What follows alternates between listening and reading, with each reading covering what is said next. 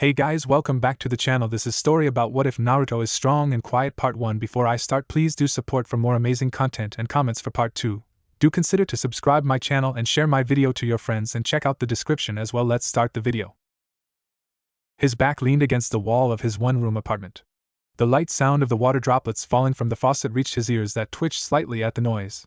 He blearily opened his eyes, turning them to the calendar on the other side of the wall. From the window nearby, the sun dawning tinged the clear blue sky a nice rosy tint. The date was important. He had circled it with a bright red color for a reason. Today was the day of the Genin exams. He stood up, wincing as the sprained ankle of the night before hurt him still. Now it was just sprained, while earlier it had been broken. It had been an accident. Of course, the construction crew hadn't seen him walking beneath them. He didn't know whether to feel elated they actually hadn't, or saddened that they might have lied. He had been doing his best to remain as quiet and invisible as possible, so maybe it had been his own fault. On the other hand, the workers should have been watching out for people below. He had learned that bright colors were a no-no, but so too were the dark ones. In a village of shinobis, going around paraded in an all-black suit was idiotic. Soft colors worked best to not stand out. A soft beige color jacket, a light green shirt, and a pair of brown shorts. The only thing dark was his sandals color, but nobody ever looked at another's feet while walking or talking, so he was safe. To be seen was to be pointed at, whispered from behind, to be ignored when you had a question to ask. So he instead decided to be the one to ignore the others. He wasn't the smartest tool of the shed, but he knew when he wasn't wanted, and he had done just that. He had hidden himself away. Instead of screaming to the wind for the people to recognize him, he had hidden so that the people could forget about him. The number of murmurs and whispers had exponentially decreased after that. Just like the calls for demon or similar. No longer pranking, no longer yelling, and soon he was left alone. He should have known. He was just worsening his own situation by acting like a fool, but thankfully it was now fixed. He didn't eat breakfast. His fridge was half empty and his stomach queasy to begin with.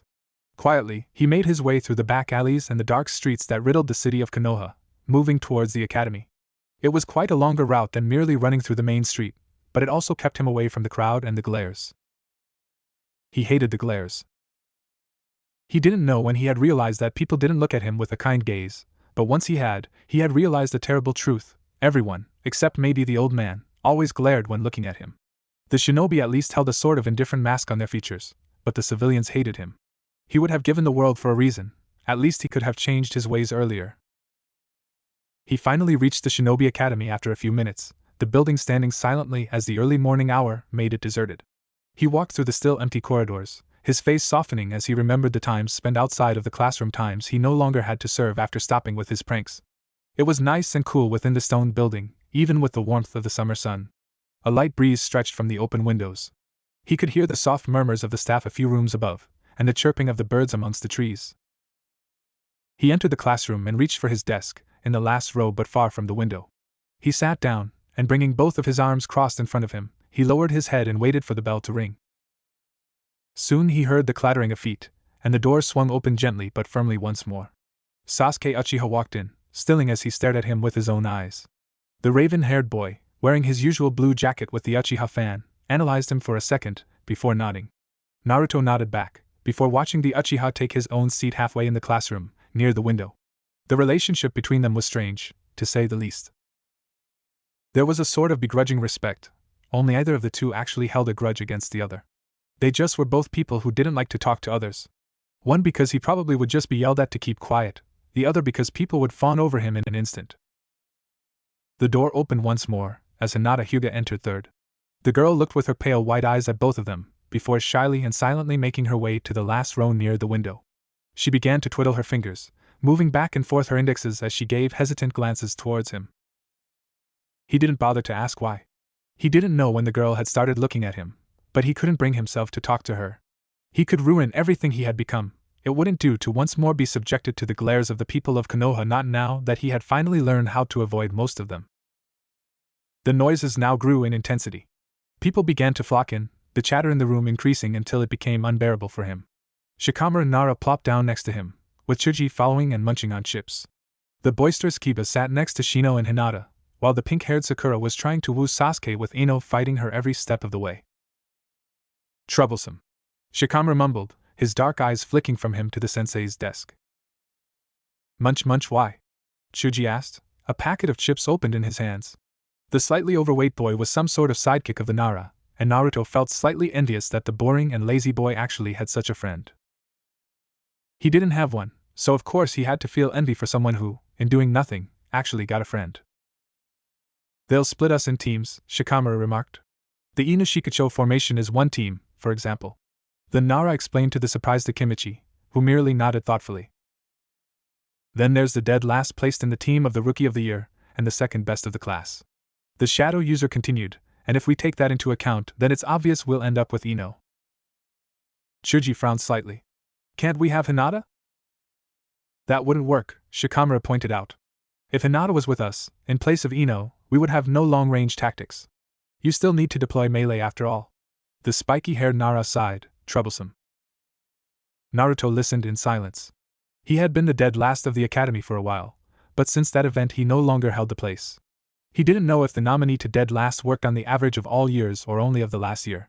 If it did base itself on the cumulative ratings for all years, even if he suddenly became Rookie of the Year in terms of placements, he would still be the last. As it was, he was comfortably standing in the slightly lower than average result. He had crammed up for the exam, expecting something written or a display of taijutsu or shurikenjutsu, but as the time passed nervousness began to take its toll of him, since the sensei had yet to arrive. He was already profusely sweating by the time one of the teachers entered the classroom. Silence! Iruka-sensei exclaimed. The man had a scar on his face, and his dark brown hair was held in a short ponytail on the back. He wore the Chunin flak jacket, and was holding with his hands a scroll, probably containing the names of the students. Come when called in room 1A, and we will administer the test. As the name call proceeded, he began to tremble. What if he wasn't good enough to pass? He had trained hard for this, he wanted to pass. No, he needed to pass. His dingy apartment was starting to break apart, and unless he actually earned the money to repair it, he would end up evicted while the owner of the complex made the repairs. Considering his luck, he would end up homeless for weeks. Uzumaki, Naruto. His name called, he stood up fast, hitting his sides with the corner of the table and wincing in pain.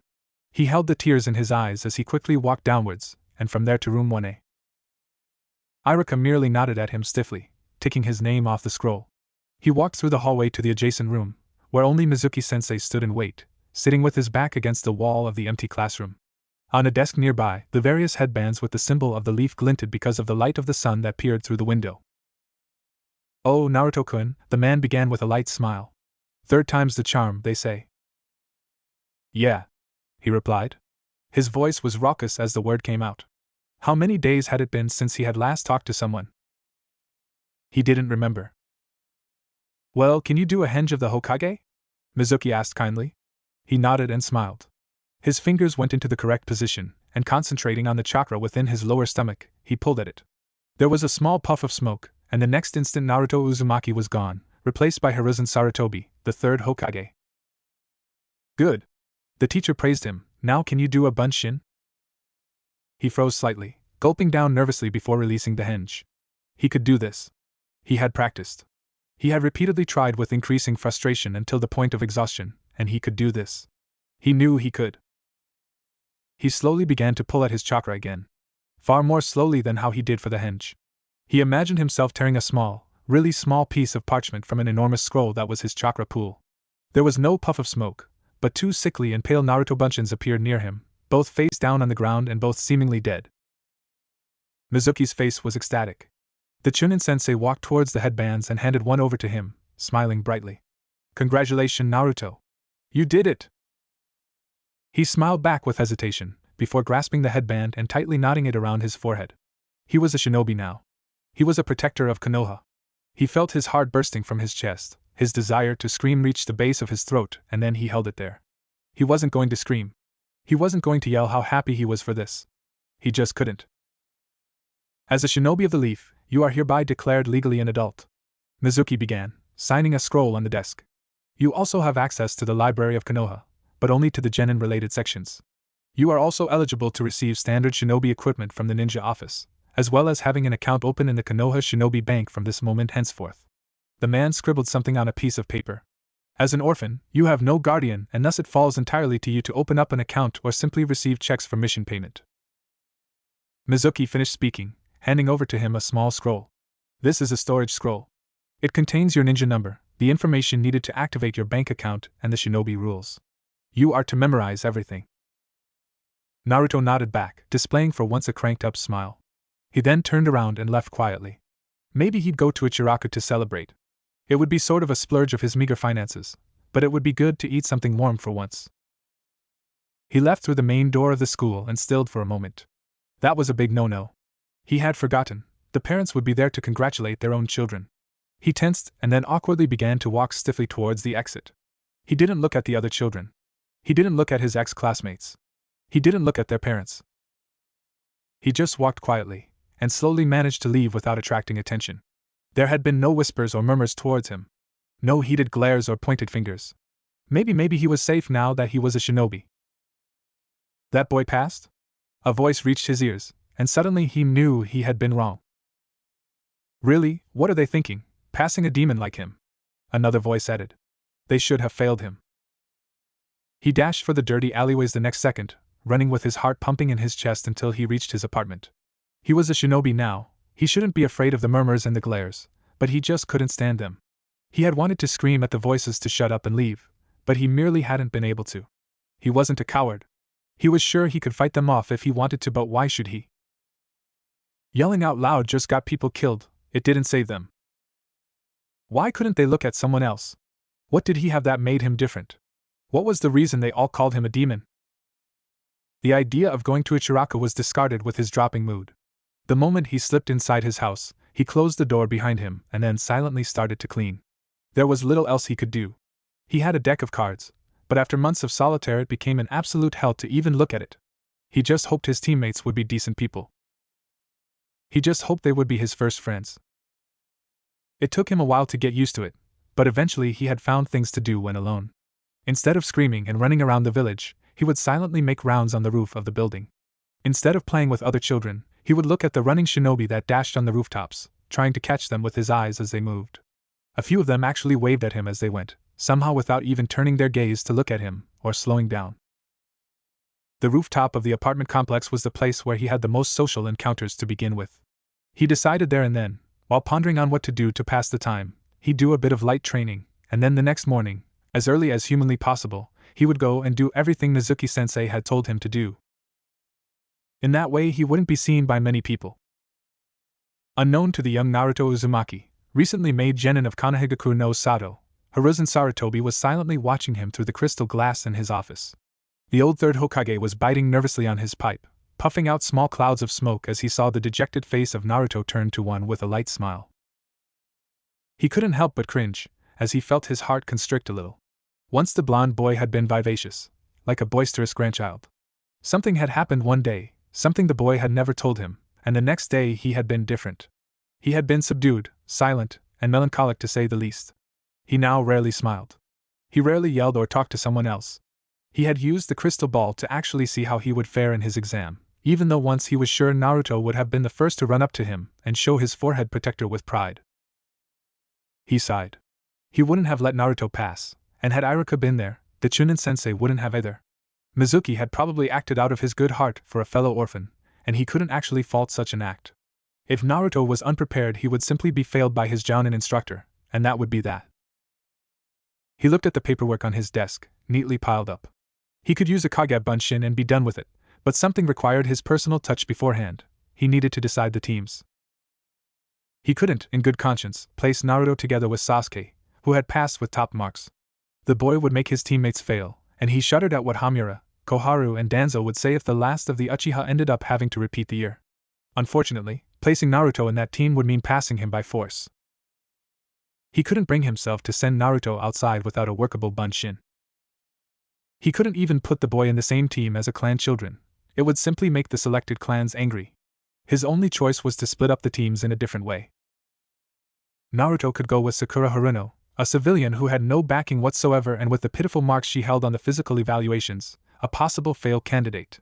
He needed a third shinobi, however. Someone who nobody would make a ruckus for if he failed. He was thinking about it, and was already starting to believe that maybe he could put another female. There was a certain Ami in the list, when the door of his office opened to admit Danzo. The old teammate of his walked in slowly, half of his body covered in bandages and holding up with sheer willpower and a wooden walking stick. Hiruzen, the war hawk, greeted him with his name. I have heard interesting news. Oh? Pray tell. Hiruzen took another puff of tobacco, before slowly standing up from behind his desk and making his way to the window. He wouldn't admit it, but being in the same room with Danzo always made him think that one day, the man would come in with a kunai in hand, scream banzai and attack him. He slightly chuckled at the mental image, but cleared his features the moment Danzo walked to stand next to him. The Jinchuriki has passed his examination. The cane tapped lightly on the ground, pitiful display, nearly dead last, and not worthy of being called a weapon for Konoha. I know. Hiruzen replied with a dull tone. The third Hokage shook his head slightly. He did better than the last time, but I could train him, Danzo remarked. I could make him better. A better weapon, perhaps, but a better man? Danzo's face morphed into a scowl. He is a Jinchuriki, a human sacrifice. His place is as a weapon. You forget, Danzo, our teacher's words. Hiruzen lightly replied, still shaking his head. And as long as you'll forget them, I'm afraid I won't be inclined in handing Naruto over to your personal training facility. The Yami of Shinobi merely stilled for a second, before releasing a breath he didn't believe he had held. You need a third shinobi, do you not? Now that you know that I know of Ned, you offer one of your own? Hiruzen raised an eyebrow. I asked you to disband that group, Danzo. It is inhuman. Inhuman, but not ineffective, he retorted calmly. How about a deal, Hiruzen? I too have a sort of defective product. The third Hokage frowned, but said nothing, waiting for Danzo to explain himself. You are building a team that is meant to fail, I know, because I would do the same in your position. Not out of kind-heartedness, however. Hiruzen snorted. He knew the man would rather avoid Konoha's weapon from dying outside, rather than actually care for the boy. Does it matter the mean to the end? Danzo lightly rebuffed him, before continuing. I will place my defective shinobi with yours. Then we will see the results of your academy training compared to my root training, and we will do so by taking into account the lowest possible grades available. And if they pass because of your shinobi? Then it means the Jinchuriki will at least be protected by a slightly better than average genin. Danzo didn't miss a beat as he answered back. The third Hokage remained thoughtful, but said nothing for a while. The silence stretched to the point where Danzo was just about starting to lose his patience, his index finger twitching lightly as it tapped against the cane. Why not? Hiruzen nodded to himself. But if something happens to Naruto because of your operative, Danzo, you don't want to see me angry. The third Hokage smiled then, and Danzo grinned back. Of course, Hokage-sama. As Danzo left, Hiruzen returned to his desk. The team for Naruto was ready now. Naruto Uzumaki, Sakura Haruno, and the failed operative of Danzo would work together. Now he needed a sensei and a replacement. The other civilian girl, Ami, would go with the Uchiha. Since another male was needed, he grabbed Kiba Inuzuka to place in the roster. The Ino Shikacho formation was complete, but now the problem was with Shino Aburame and Hinata Hyuga. He needed yet one more shinobi to complete their ranks. His eyes fell down on the students who had shinobi as parents. A certain Hibachi appeared to have a father in the Konoha's ninja department. It was enough.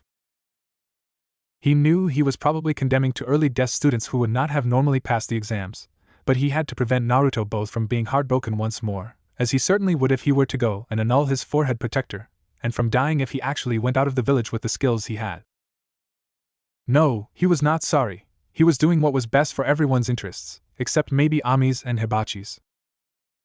With a tired sigh, the old man closed his eyes and began to snore lightly, folding his arms over his chest in the particular signature jutsu of the Kage Bunshin. As his clone began to work, muttering under his breath about damnable old coots, the original one chuckled. The day of the team selection, Iraka Yumino glanced at the roster with a perplexed expression. His eyes traveled to the students, all nervously awaiting their teammates' names.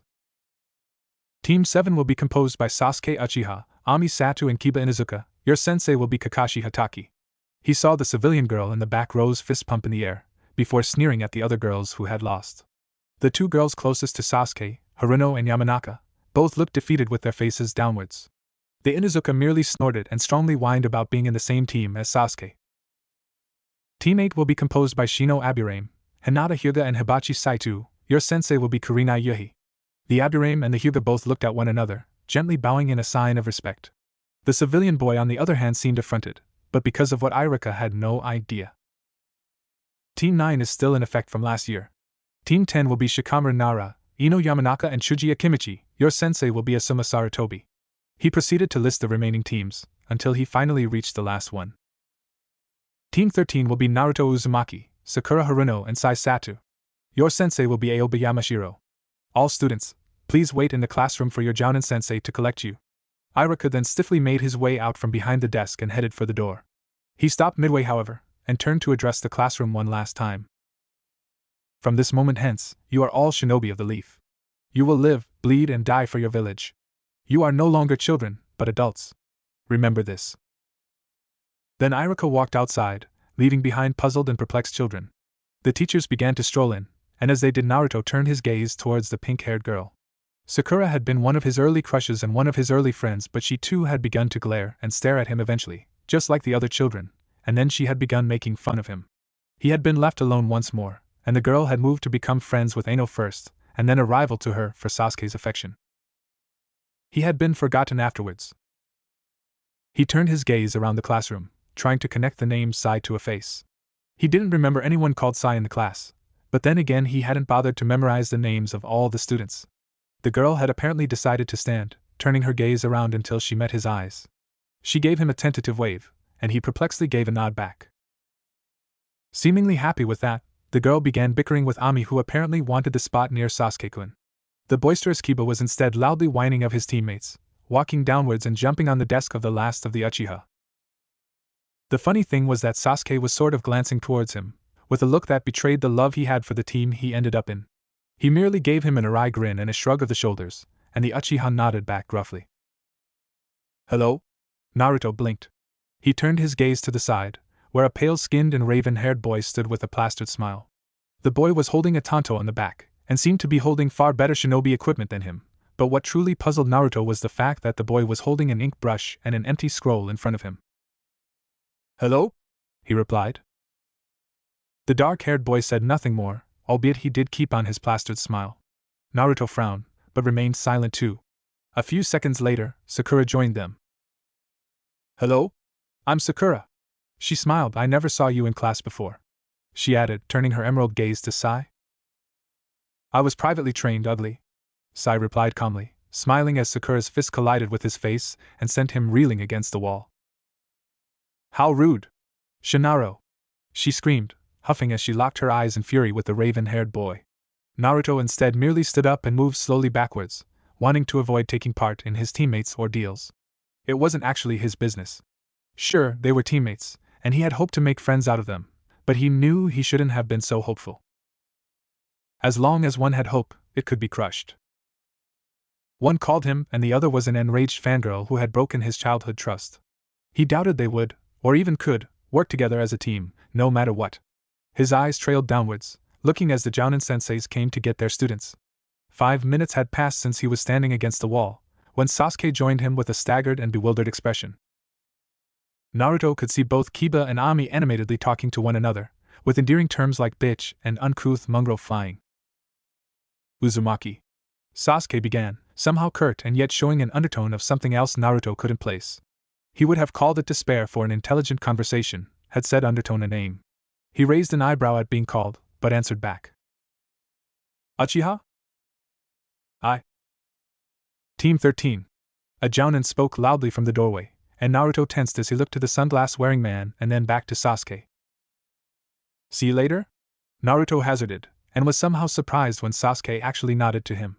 Shocked, he kept on walking down the stairs of the classroom, reaching for his teacher as Sakura and Sai soon joined him. Their sensei seemed young, with dark, spiky hair. He had red-framed sunglasses on his face, which obscured his eyes.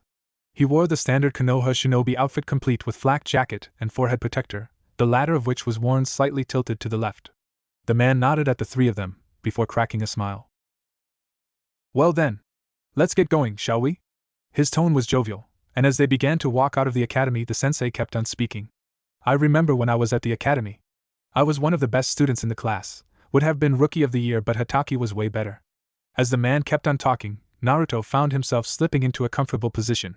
He hadn't even realized he had been tense just a few minutes prior. The sensei didn't seem that bad. He just wondered what he would learn from him. Now, I'm sorry to say, but I personally don't believe in luck. I mean, we're number 13, but that doesn't mean we have to be unlucky, right? Even though no Team 13 ever passed their exams before, this doesn't change everything. Excuse me, sensei, Sakura frowned as she caught on something strange their teacher had said. What do you mean with no Team 13 passed their exams? We already did, didn't we? I know, Aoba remarked. You are now shinobi. You aren't yet fully fledged genins. If you fail, you are sent back to the academy and are retrained for the following year. What? Sakura screeched, making him wince from the voice the girl had. But then Sasuke-kun would already be and I wouldn't be able to know. We have to pass. She tightened her fist in midair, her eyes blaring with determination. I concur with Ugly, Sai remarked, only to receive a fist to the side of the face. Naruto. Naruto said nothing. He sighed as he felt the typical feeling of nervousness start to crawl up his skin. This wasn't good. He wanted to pass. No, he had to pass. He didn't know if he would lucky enough the next year to still have Mizuki giving him the examination. If it was someone else, then maybe they might ask something he didn't know and fail him. He couldn't fail 2 years in a row. He just couldn't survive 2 more years like this, in his own personal hell. He had to pass. He would pass and then he would leave.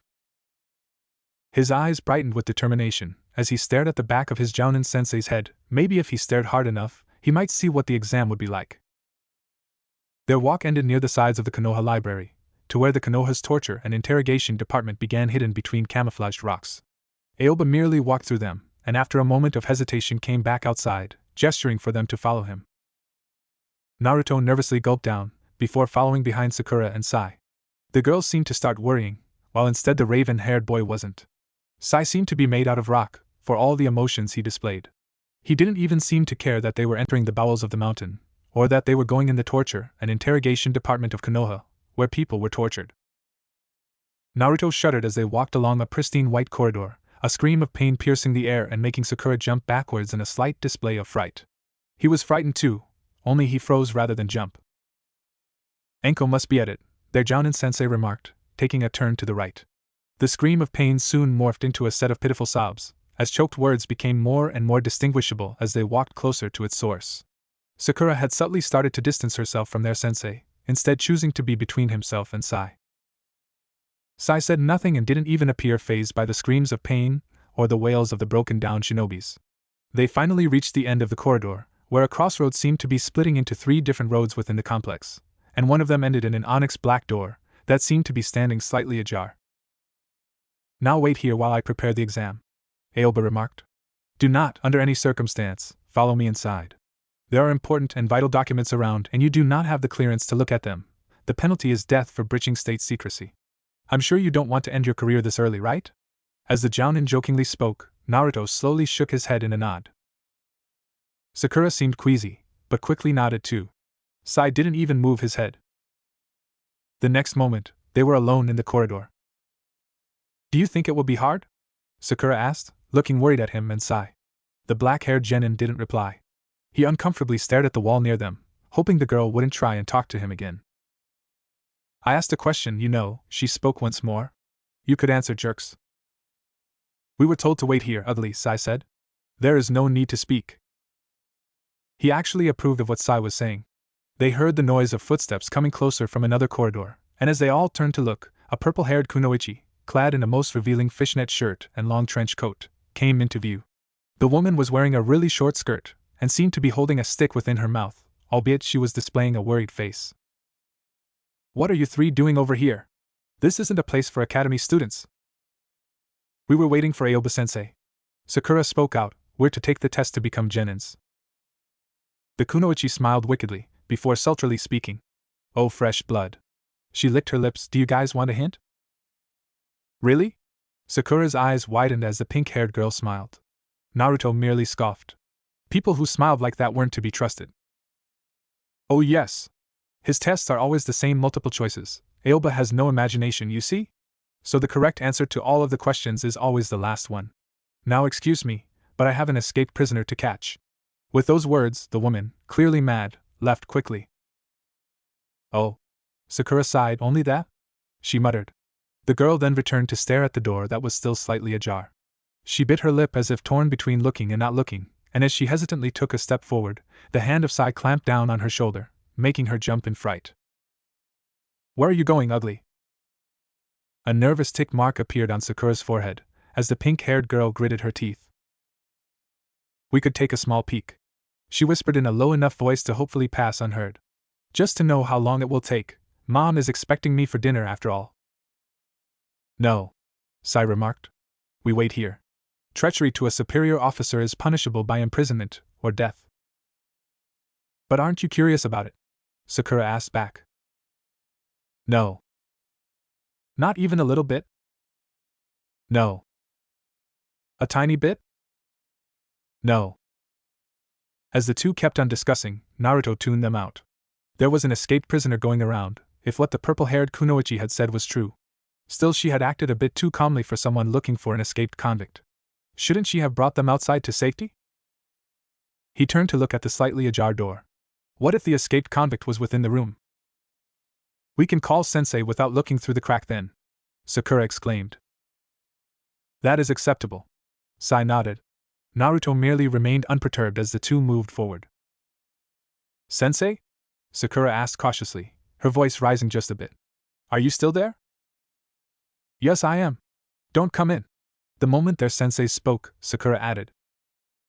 "Will it take long?" "Not much. You should take care to remember my words. Stop wasting my time. Disturb me again, and you will fail." Sakura flinched at the harsh words, but then sulkily turned her back on the door and marched towards the crossroad of corridors. "Fine," the girl huffed, crossing her arms over her chest. "I'll wait here then." Sai said nothing, instead taking out the white scroll of his and starting to draw on it. Naruto brought up an eyebrow at the sight, quietly watching the dark-haired boy drawing. The silence stretched through the trio for uncomfortably long minutes. The minutes turned into hours, at least to their senses. "What are you drawing?" Naruto finally blurted out, looking at Sai, who seemed surprised to hear him speak. "AA scenery," the boy answered. Naruto ignored the word, and moved closer to look. There, drawn in ink, was a sight of the Konoha's mountain monument, with the faces of the 4 Hokage and even complying with the sketched entrance to the TNI department. "You like to draw?" Naruto queried. "Yes," I said, frowning. "I enjoy it, but it is distasteful for a shinobi to enjoy such things." "Oh," Naruto muttered, with his back leaning against the wall. "Is he going to take much longer?" Sakura muttered, making Naruto tense since he hadn't heard her move closer to them. "I need to go and freshen myself up." "We cannot ask him, or he will fail us," Sai commented. "I thought you understood that, ugly." The nervous tick mark on Sakura's forehead reappeared, but was soon squashed down by the girl holding on to her stomach with a slightly worried look. "I really need the freshening," she whimpered. "If we exclude the corridor we walked in from," Naruto spoke then, "it leaves us with 2 other corridors to explore," he added, pointing to the one where the kunoichi had come from and the other one perpendicular to it. "One might hold the torture cells," he dryly remarked, "but the other is an unknown." "I can have them checked," Sai remarked then, grabbing a clean parchment and slowly drawing small images of mice. A hand signed later, and the mice actually emerged from the scroll and scampered down on the floor. The ink animals began to run across the empty corridors, not making any sound as they went. That's pretty cool," Sakura muttered in awe, before her face suddenly morphed into one of worry and grief. The girl then shook her head and returned to her "most I am definitively not worried about an exam" face. Naruto knew what the girl was thinking, instead. He knew because he was thinking the same thing too. What if he was the unprepared one? He had been happy in passing the exam, but what skills did he have? He had nothing. He had an unworkable bunshin, a pitiful taijutsu stance, and few props in hitting things with shurikens. The only thing he was good at was with his stamina, and only recently on theoretical practice. He didn't even want to know what the exam was, and it had been hours since they had last seen their sensei. Finally, the mice came back, and Sai directed Sakura to where the toilets were. The girl seemed relieved and really freshened up the moment she came back, but the waiting game kept being played. In the end, the 3 of them stood with their backs against the wall, waiting and sighing heavily as their eyes began to feel droopy. "What time is it?" Sakura blearily asked. "I don't know," Naruto replied. "My parents are going to be worried."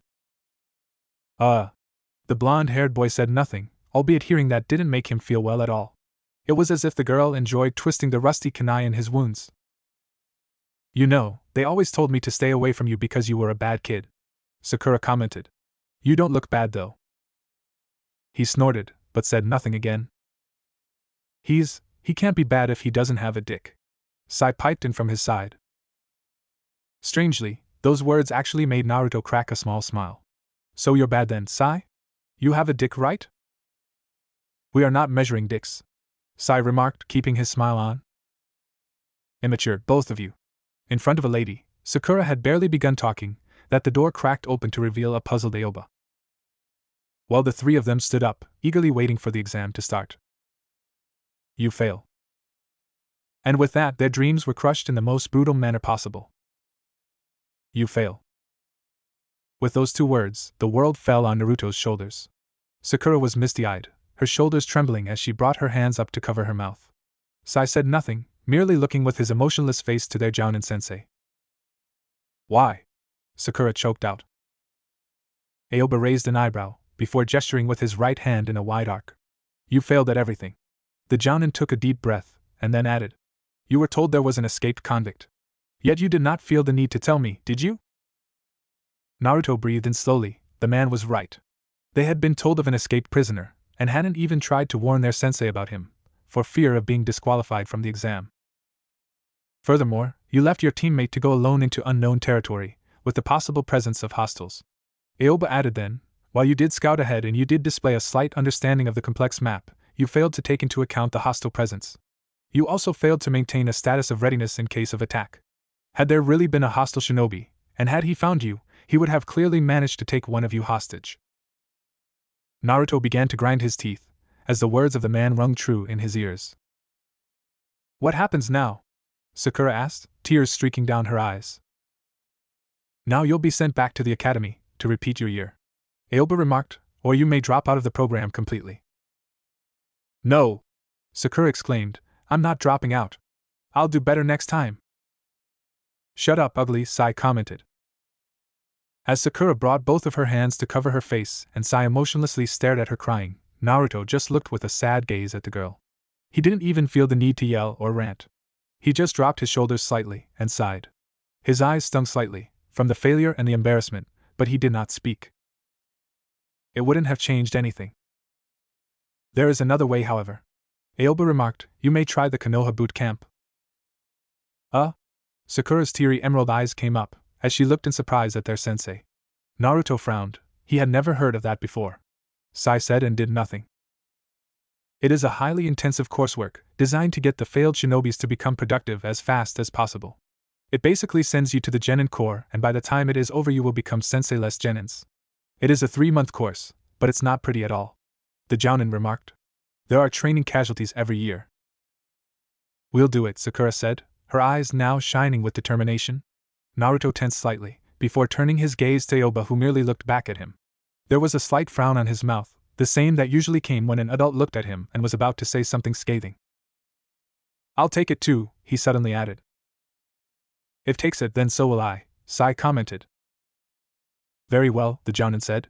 Pack lightly and find yourself, tomorrow at 7 o'clock, in front of Konoha's gates. I will sign you in. Now let's get you out of here. With those words, Aoba began to walk out. He did not try to joke on the situation, or make up some sort of hopeful term. It was silence, only silence, that followed them like a blanket as they left.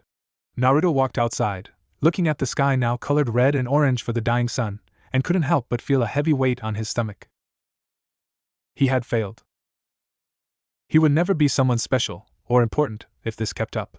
He would become a sensei-less genin, one of the many, an unknown face in the midst of hundreds. Still, as he clenched his fists, his eyes traveled to the downcast Sakura and the still emotionless Sai.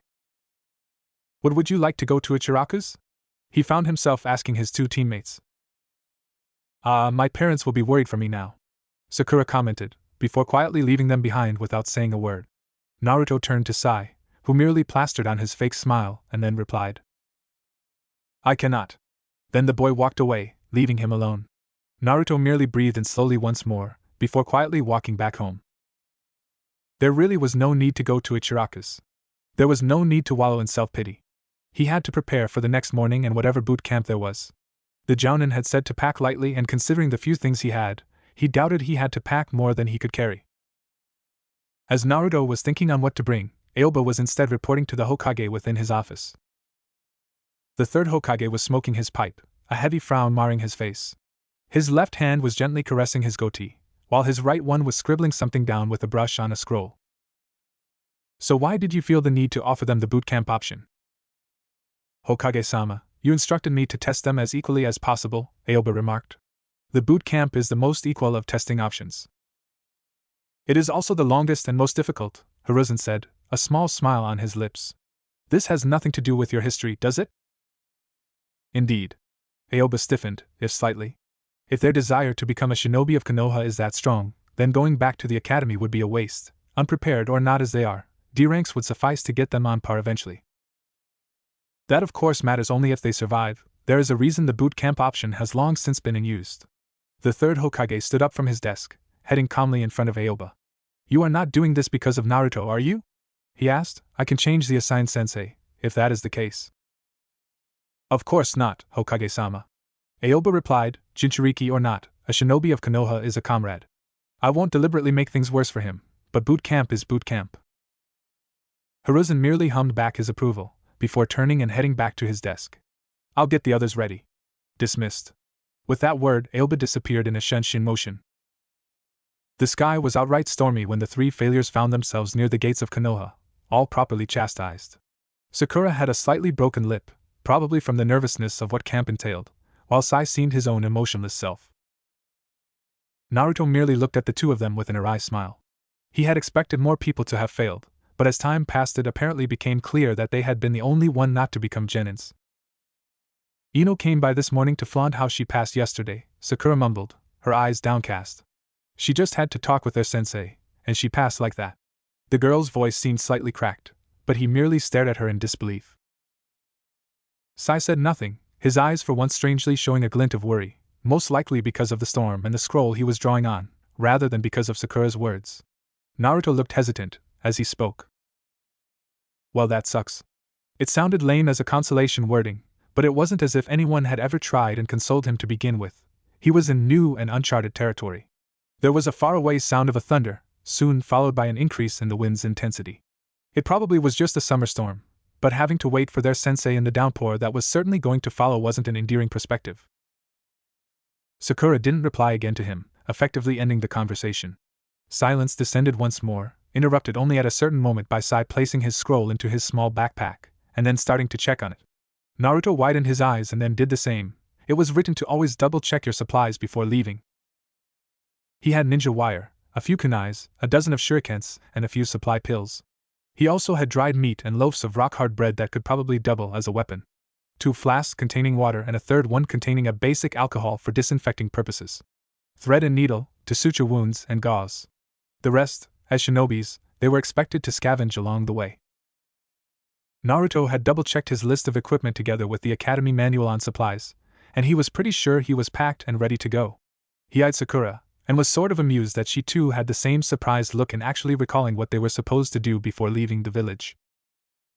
A few minutes later, an Aoba appeared out of thin air in front of them, in a tornado of leaves. Very well. The Jounin remarked offhandedly. Naruto narrowed his eyes. The man had been spying on them, just like the day before. It seems you are the only failure of your generation, but at least you have some basics firmly down. The man's voice was harsher and gruffer, his eyes showing some sort of glare that made Naruto freeze. He hated those glares. He hated and was scared by them in the same amount. Those were the glares of the uncaring eyes, which don't care if you're crying for a broken bone, a dead puppy, or the dying rants of a nearby man. Those were the eyes he loathed. I will be sufficient as your instructor for boot camp. Now, this is your last warning. If you don't want to go, then you may say so now, and you will be able to enter the academy's new year as if nothing happened. On the other hand, if you thoroughly decide to piss me off and have me waste 3 months of my life in training you to the bone, I can guarantee you will not have a happy time. The voice was practically a growl by then, and somehow Sakura had begun trembling at that. The loud boom of another thunder struck at the same time the soft pit-patter of rain began to fall. In the silence that followed, Sai was the first to speak. I'm waiting to start camp, eyed sensei. As the glare of the Jounin was directed towards the emotionless and pale-skinned Genin, Naruto found himself breathing harshly, as he coughed out the words his tongue refused to say. I'm in. Nothing would change after all. Whether he went and was hated by the Jounin or he remained and was hated by Konoha, what was the difference? Hate for hate, he at least would rather get the 3 months of hell. Sakura seemed torn. her eyes going from Naruto to Sai and backwards, before finally settling on their sensei. She was about to speak, when the sight of another team of Genins caught her eyes and made her still. Naruto eyed with surprise the incoming team of Shikamaru, Chuji and Ino, who were apparently led by Asuma Sarutobi to deliver something to the gates. "I'm in too, sensei. We can go," she immediately blurted out, her face morphing into an extremely hard and certain one, her arms crossed over her chest as she harumphed her desire to learn. "Very well, we can G. OHI. Forehead," Ino yelled, having probably seen them. Like a doe caught in the light, Naruto saw Sakura freeze and stare with slightly wide-eyed fright at the incoming blonde girl. "Going off to get your ass kicked?" "Suck on it, pig," Sakura retorted, somehow getting back her fighting spirit. "I'm going to make Sasuke fall for me. You just wait and see." "Ha! As if he'd want a failure like you," Ino taunted back, only for Sakura to retort. "At least I'll get stronger than you, Ino pig." "Forehead girl." "Pig." Harino, silence. At the words of Aoba, Sakura was properly chastised and kept quiet. This is unbecoming of a shinobi or a kunoichi, to yell out in the streets. His wording was precise, but it dripped with venom as the jounin spoke. "Let us go, now." Those words said, Aoba began to walk out of Konoha's gates just as the first drops of rain turned into the veritable downpour they had all been waiting for. Hurriedly running behind the jounin, Naruto ground his teeth as he tried to cover his head with the backpack. "Boot camp is not far from the village," Aoba retorted, as he kept on walking apparently unfazed by the ground turning muddy. The seasonal rainstorm didn't seem to be dropping in intensity, the heavy drizzle obscuring vision and drenching them in the cold water. It seemed like hours before they finally stopped in what seemed like the middle of the forest, with only a gravy path and a torii gate colored red. The kanjis for boot camp were inscribed and inked black on the summit of the gate, 2 statues of lions standing at its sides. "I'll be up ahead, be quick. This area is usually riddled with bandits during the summer, since it's an unused facility in the middle of the forest." A shrug later and Aoba was gone, leaving the 3 of them in the middle of the downpour. "Bandits?" Sakura huffed and wheezed, her hair sleek and attached to her face. She was forcefully pushing it behind, but every time she sharply turned it slapped against her, making it useless to try. This still didn't stop her from doing it, however. "Yes, ugly bandits." Sai's words were met with a fist, probably because Sakura was too tired to even think about hitting the boy. Naruto shuddered from the cold wind, as it settled against his wet clothes and skin. They were going to get a horrible cold or worse if they stayed under the downpour for much longer. Another flash of light and the sound of thunder came at them, blinding and deafening them momentarily. Naruto took a step forward, his sandal hitting the gravel of the path with a satisfying crunch noise. He wearily sighed. "We have to go." As they began to walk on the path, their sandals began to fill with the bothersome gravel, forcing them to make many stops along the road to remove them. "Arg! This is hell," Sakura whined. "Do we have to stay on the path?" "No, ugly, can you climb trees?" Sai retorted, heading to the closest tree and climbing on it, deftly using his hands to get to the lowest branch and then jumping to the other one. "How did you do that?" Sakura exclaimed in surprise, her eyes narrowed to manage to catch a glimpse of the boy's actions. "Practice," the raven-haired boy replied. "You can climb trees, right?" "Of course I can," Sakura huffed. "It's one of the things they teach at the academy." Naruto watched as the girl slowly but surely climbed upwards. Not using anything reckless like jumps, and rather being certain of her footing before taking a step up, she managed to get on the lowest branch too and then jump towards the other tree. She drastically overcompensated, flailing her arms as she was falling against the ground hard. Sai jumped out of his branch, holding himself up only by his legs in a display of acrobatics worthy of the circus. Naruto stared wide-eyed at that. Maybe the boy was a circus child. He quickly scampered closer to where the girl was, just in time as the raven-haired boy dropped the slippery arm of Sakura. The girl fell down with a startled cry, but Naruto's arms grabbed the falling body. The next instant the blonde boy fell on the ground, the girl literally on top of him, having elbowed his stomach during the fall. He groaned and winced in pain, as he felt his breakfast start to climb its way upwards. Sai jumped down a moment later, before commenting. "Trees are out for ugly and..." With a huff and another groan, Naruto got back up clutching his stomach. "That hurt." "I'm sorry," Sakura blurted out, her gaze worried. "Did I crack one of your ribs or anything?" No, I'm fine." He sucked in air sharply, shaking his head. The pain was something that quickly disappeared within him, Same courtesy did broken bones, wounds, sprained muscles, and even concussions. He probably had developed this sort of self-defense mechanism with the times he had been left alone to fend for himself back at the orphanage. He grumbled as they began to walk once more on the gravel path. A few minutes later, with a groan of frustration, Sakura removed her sandals and grabbed them with her hands. "I can't take this anymore. What is wrong with this?" she yelled. "Walking in the rain. Ino bitch just had to talk to her sensei, and we get saddled with boot camp and a grim future. Life's not fair, but this is SH. A loud thunder soon followed with a blinding light, forcing them to close their eyes as the sound of a tree falling reached their ears. The sudden bask of warmth forced Naruto to snap his eyes open and stare at the fallen tree that was now blocking the road. Fire spread through the trunk, as if the lightning bolt had struck through it within mere seconds. He widened his eyes as he stared at where Sakura was. Her body was on the ground and the girl was moaning from the pain. She had probably been pushed backward by the lightning striking the tree, and had landed harshly on the gravel. "This is bad," Sai commented. "We need shelter." "Yeah," he replied before turning to where Sakura was. "Can you walk, Sakura?"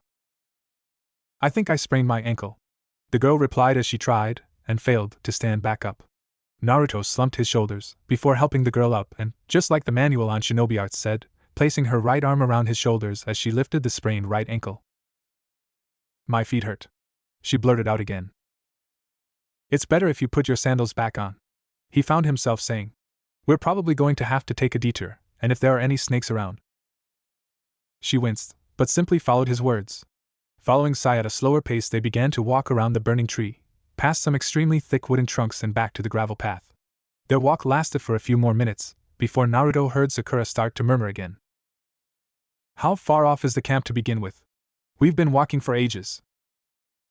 "It can't be that far," he offered back as an answer. "Sensei wouldn't have left us if it took that long to reach camp."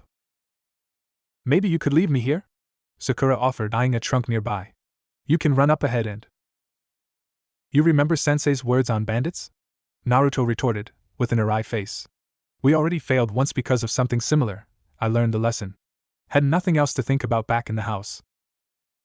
The what-ifs and what they had done wrong had plagued him for most of the silent time he had spent within his one-room apartment.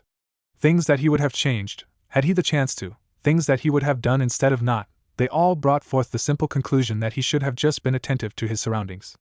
If somebody said there was a risk for an enemy, then the most intelligent thing to do was to be careful about it, not ignore it just because you felt safe at the moment. He knew that now, and it was a mistake he wouldn't be doing again. Furthermore, it wasn't as if Sakura waited much, and he had stamina to burn. "You know, if bandits attacked us we would be dead," Sai remarked then, interrupting his silent behavior to deliver his ray of sunshine in the situation. "My ink is not effective, and my kenjutsu is still amateurish. I'm nearly dead last. I don't know how good of a fight I could put against a bandit to begin with," Naruto replied truthfully, as the sudden tensing of Sakura made him turn his puzzled gaze forward. There was a crevice in the ground, beneath which a tumultuous river was currently flowing. The bridge that traveled from one side to the other was broken, the ropes torn and the wooden planks banging against the other side of the crevice. The only way through appeared to be by actually descending along the walls, passing the river and then reaching for the other side. Under the thunderstorm, such a thing was tantamount to suicide. "What do we do now?" Naruto asked, his gaze wide in disbelief for the horrible situation they had landed in. "We could wait for Sensei to come and look for us," Sakura replied uneasily. "There might be another bridge," Sai pointed out. "The gravel path splits," the boy added, his fingers pointing at where the gravel did seem to turn towards the deeper areas of the forest. "Let's go then." He gulped down nervously, as he readjusted Sakura's weight and began once more to walk. Sai was slightly ahead of them, keeping an eye out for the path. The incessant downpour was slowly dying out, much to his relief. He didn't know how long he could have kept on, thoroughly drenched as he was in the freezing rain. "Stop." Sai's words stilled him, and when the boy gestured for them out of the path, he obeyed as fast as he could while carrying Sakura with him. His breathing slowed down, as with the rain settling the sound of boots scrunching on the gravel came stronger to his ears.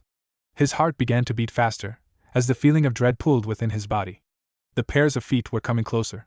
2 bandits, one of them holding a katana on his shoulder, were coming along the path talking to one another.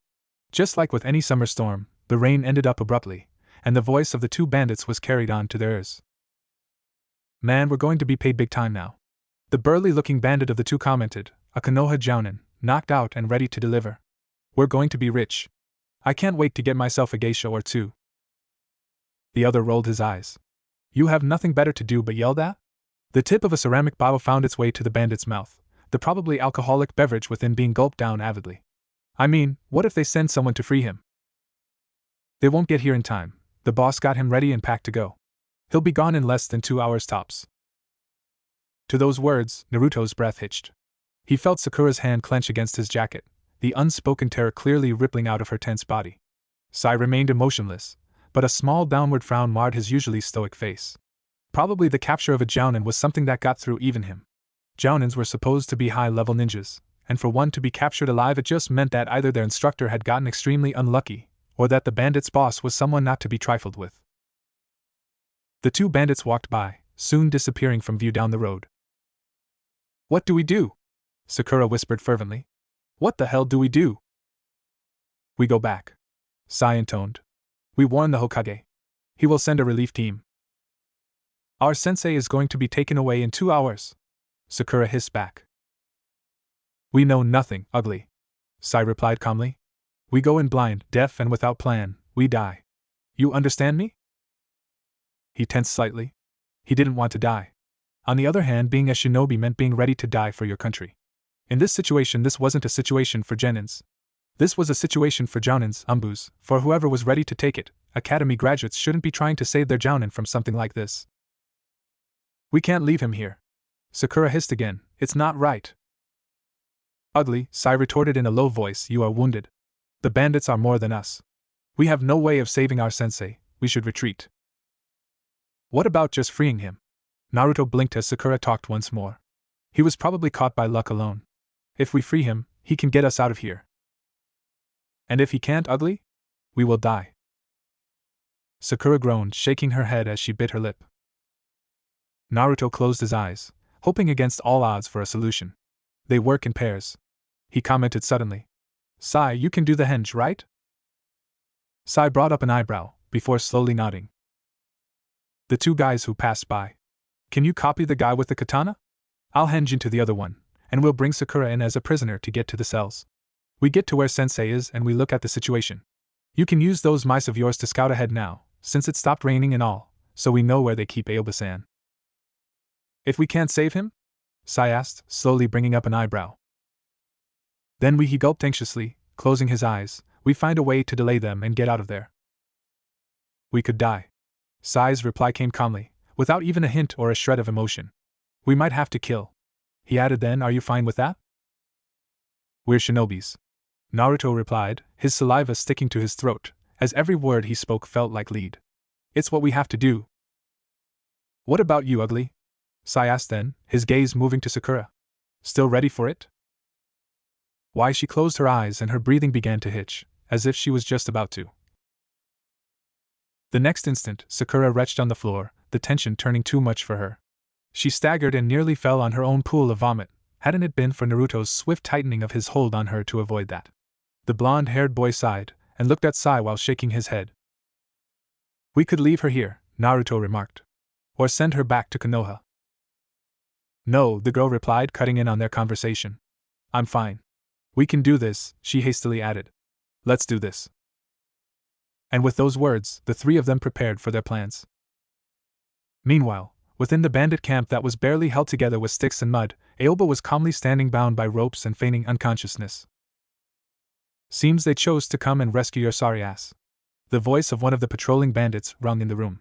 Really, of all the methods to test Genins, the boot camp one? Thing is damn horrid, man. Keep your roles, Aoba hissed with his eyes closed. Do you understand me? Yeah, the voice replied, as the katana-wielding bandit merely changed its henge, another equally gruff bandit sort. His colleague did the same, and soon the two of them stood guard as they watched an ink mouse silently make its way towards them. Avoiding the puddles, it headed towards the two guards who were now currently trying their best not to snicker. In their eyes, the attempt was poor. They were chunin, however, and faking being guards was better than merely sitting at the gates and waiting. They had of course known where the three had hidden behind the tree, and they had quickly gone back to camp the moment they had been out of sight. It was actually sort of endearing, seeing 3 academy students think they stood a chance. Technically speaking, they were at the present hanging on a loose thread. There was only one way they could pass the exam now, and that way was to not get caught while freeing their sensei. While morally questionable, going back to Konoha to get aid would have been within the laws, and granted them passage. Not going back to Konoha in order to save their sensei was something to be proud of morally. But it was worthy of pass grade only if they actually saved him. If they didn't, then it was all for naught. The mouse walked back and soon disappeared from sight, leaving the two fake brigands to stare at one another with a sort of knowing glance. Let's prepare their reception then. The mouse actually came back to the trio of hopeful Genins and morphed into ink and then letters, describing upon the scroll the position of the sensei and of the enemies along the complex. There are at least 17 guards going around the camp. Sakura hissed as she looked at the map, her gaze then heading over to where the camp actually was. It was a wooden fort with a low palisade and a couple of wood buildings, the smaller of which served also as a prison, on the other side of the fort's location. The palisade is low, we can climb over it, Naruto suggested, his eyes fixed on the moving red points. The ink mice of Sai were actually deadly useful. It was a surprise this was an E-rank jutsu. Probably the boy had a shinobi relative, or otherwise was an extremely skilled graduate. He had been homeschooled, hadn't he? He felt a slight pang of envy at the notion.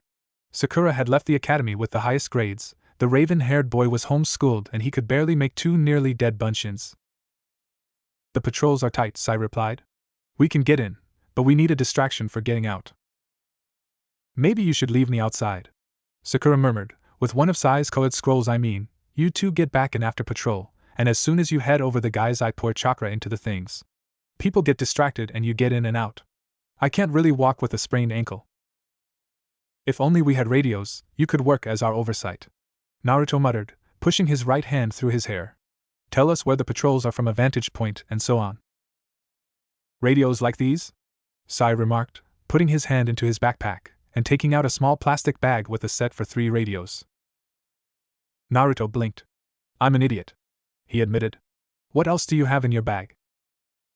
Sai blinked back, before slowly opening it up for the other two to see. Somehow, the gleeful look on Naruto's face told the Nephalia that maybe, just maybe, he had unleashed something he shouldn't have. Shinobu Mibu was a chunin of Konohagakure no Sato. As a chunin, they were subjected regularly to tests, examinations and drills. Sometimes, infiltration practices happened at the same time Genin or other chunin tests took place. The chunins were also asked to stand in during jounin-level drills, where not being seen by opponent was a key part of the test and killing was prohibited. As it was, he was standing guard at the gate with an equally hinged Izumo, hoping that the genins that had to pass would not try and get in from the main entrance. He had barely expected them to actually get in unnoticed. He hadn't expected the smoke bomb, the hail of shurikens, and what looked like a big black lion pushing through the main wooden gate and disappearing within the complex, roaring as it went. Having to act like a brigand rather than a highly trained shinobi, instead of using his reaction instincts to merely put in place a kawarimi, he was forced to bring his hands in a cross shape in front of his face, suffer the shuriken's blows and then feign being dead with an aptly placed hinge. Izumo suffered the same fate, and soon the sounds of people yelling brigand-like sentences echoed through the camp. He frowned slightly. The noises were a bit too high to be normal. Either the academy graduates had left the place to highly trained shinobis, or something was definitively amiss. Another set of explosions rang in his ears as he cracked open an eye to stare into a second ink lion who dashed off away from camp with a partner of the same species. He frowned. That didn't make sense. Slowly, the buzz in his ears opened up, and the communication from the standing officer in charge of the boot camp method came through. I don't know if I should send you all back to the academy or not. Mission's over. Shinobu stood up and blinked. He looked at Izumo's perplexed face as the other chunin began to walk in the complex. He was trying to understand just what had happened when he stood near the side of the prison for Aoba. Entangled in a mess of ninja wire were 4 chunins of Konoha, while the 2 guards who were meant to be on guard duty were slightly charred, and the other wood building was also nicely burning as if somebody had set fire to it. Did you know that smoke bombs and alcohol-infused ink are flammable materials? The voice of Kotetsu, Izumo's usual partner, rang from their side. They turned to meet the amused glance of the chunin, who shook his head and took a deep breath. I don't know how they did that, but in a second we were swarmed with exploding and flaming mice that distracted us, while what we considered the diversion actually was the main attack, entered, kidnapped Aoba, and then left through the main gate. The ink lions? Shinobu found himself asking, half intrigued and half surprised. There was one of the genins, the pale-skinned one, inside. He got to their sensei and drew another lion to get him out. Since we thought a frontal attack was suicidal, we believed it just a diversion. The second Genin, the Jinchuriki, he was a piece of work. He actually nearly sliced the throat of Satomu. We didn't see him, but when we caught a glimpse and followed him in the alley, he pointed at the entangled mess of shinobis. That was what we were met with. And the girl? Izumo asked. She was on the lookout, binoculars and radio out. We couldn't think about going on her side, because she was well hidden on top of the tree branches, and the Jinchuriki had already gone and taken her out of there. They got us nice and easy. So it's a pass for them and a fail for us, Shinobu remarked, his shoulders dropping. Team 13-2, it's the first in how long? Kotetsu turned thoughtful as he asked the question, before answering himself, 5, 10 years? I think it was 9. Meanwhile, Aoba finally opened his eyes, coming out of his fake knocked-out disposition to look at his 3 students making camp near a covered fire, after having dug a ditch in the ground and placed some branches and leaves to cover the light. Huddled together, their grim faces actually gave the impression of shell-shocked soldiers than that of children. He knew it sounded cold-hearted, but he had truly expected for them to fail. He had sincerely hoped they would just do anything that would look bad if written on a report, so that he could fail them. Either for lack of teamwork, or for having left a Jounin of Konoha behind, or something like that. He hadn't thought they would have actually managed to save him, and the way the Jinchuriki, Naruto, was shivering, made him think it wasn't just because of the wet clothes. You're awake, sensei, Sai commented, and just as suddenly the heads of both Naruto and Sakura snapped to meet his gaze. The eyes weren't there to look at him in relief, they were accusing glares. There was no one in the camp that could have captured you, sensei. Naruto's hissed voice had that sort of strangled tone that belonged to someone who was barely reining in his anger. And you're without a wound. The brigands had a pretty distinctive walk pattern, Sai quipped in, shinobi-like, to describe it. I also saw them from my position, sensei. Some of them dropped the hinge when Naruto was out of there, Sakura whispered. Did you just want to fail us, sensei? Naruto's voice asked, and for once Aoba was actually struck speechless.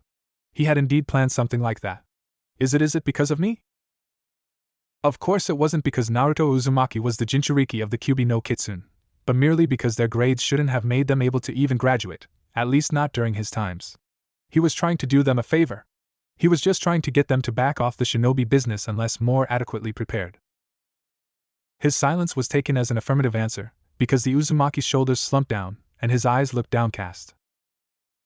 Oh, the boy mumbled, his hands clenching slightly as he took a deep breath. What did I do to you? He asked, the other 2 students standing by his side in a perplexed yet respectful silence. What did I do to all of you? Naruto's next question was hissed, so hard was his desire not to make noise, maybe to avoid attracting attention in case the test was still on. Why do you all hate my fucking guts? Aoba took a deep breath, and then stood in a sitting position. I cannot tell you this, Naruto. The man began calmly, pulling his glasses off his face to clean them. Before the boy could actually scream at him, he hastily added, you have to ask the Hokage about it. The sour face of Naruto told him the boy wasn't going to be satisfied with that, but it was the best he could do. You will see him soon enough though, you all passed the test. You haven't answered our previous question, sensei. Sai piped in again, calmly looking at him without a shred of either interest or boredom, just looking. No. I did not want to fail you because of Naruto. I wanted to fail all of you because, in my opinion, you were not ready for the shinobi world. His reply was met with a short gasp by Sakura, while Naruto's face merely steeled itself. Sai neither said nor reacted in any way. That did make him curious. How was it possible for a graduate to school his features so well? But I was the first in class, Sakura exclaimed. But during physical you were among the last. He rebuffed the girl. Naruto here was the last of his class throughout most of the academy, and even though he improved, he still came pretty close to the dead last position. In the silence that descended, Aoba found himself speaking once more to add another bit. The only exclusion would be Sai here. His grades were par with those of Sasuke, your rookie of the year. I would have suggested taking on an apprenticeship with an available jounin rather than repeat the school year. Sakura's eyes were filled with tears, but Naruto's gaze that actually was what made him wince. It was empty. It was as if it didn't matter that he had actually passed. He wasn't throwing himself in the air cheering, and he wasn't actually caring about what he had said moments ago. He was just there. We should be going back to Konoha, Aoba remarked, standing up.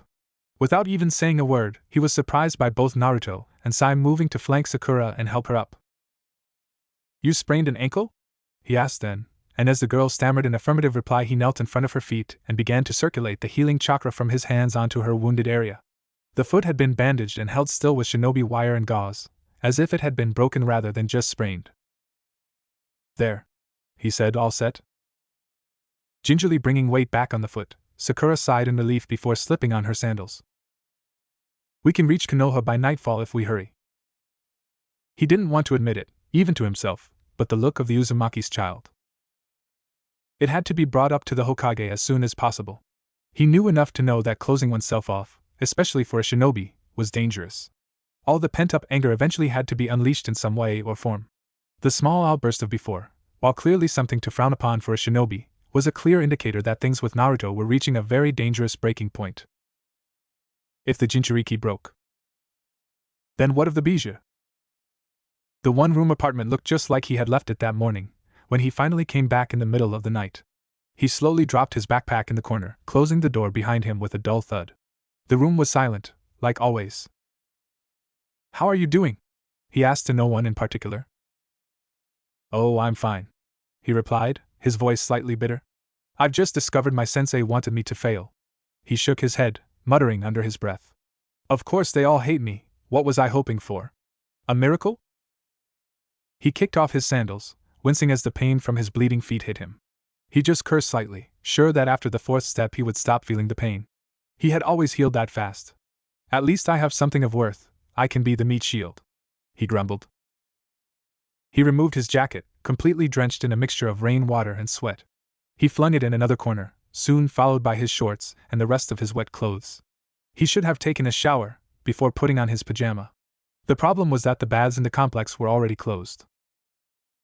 It was a one-room apartment for a reason after all. There was a bath for every floor, and it worked on an hourly basis. He had the last hours of the early morning, so the sweet pleasures of hot water had been removed from his meager pleasures in life from the very beginning. Naruto didn't care. He felt tired, which, considering he usually could outrun all of his classmates, meant that he really was at his limits. Sakura had to be carried home by their sensei, since the kunoichi collapsed halfway. Sai had managed to reach Konoha, and had then disappeared only he knew where in the midst of the dark alleys. At night the village was so peaceful. He fell with a soft thud on his mattress. No worries clouding his mind.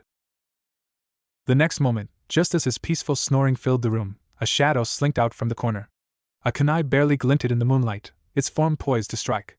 Silently, without even making the slightest of sounds, the kunai fell down on the tired and sleeping form of Naruto.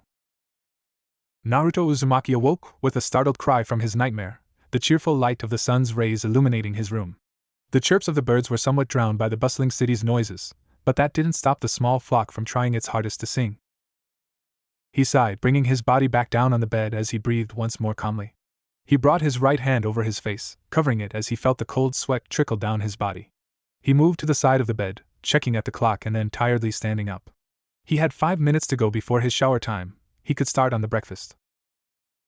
He opened the fridge, half hoping he had a cup of instant ramen somewhere, but knowing all too well that within the white machinery only air remained. He opened the cupboards, and was met with the desolated scenery of nothingness.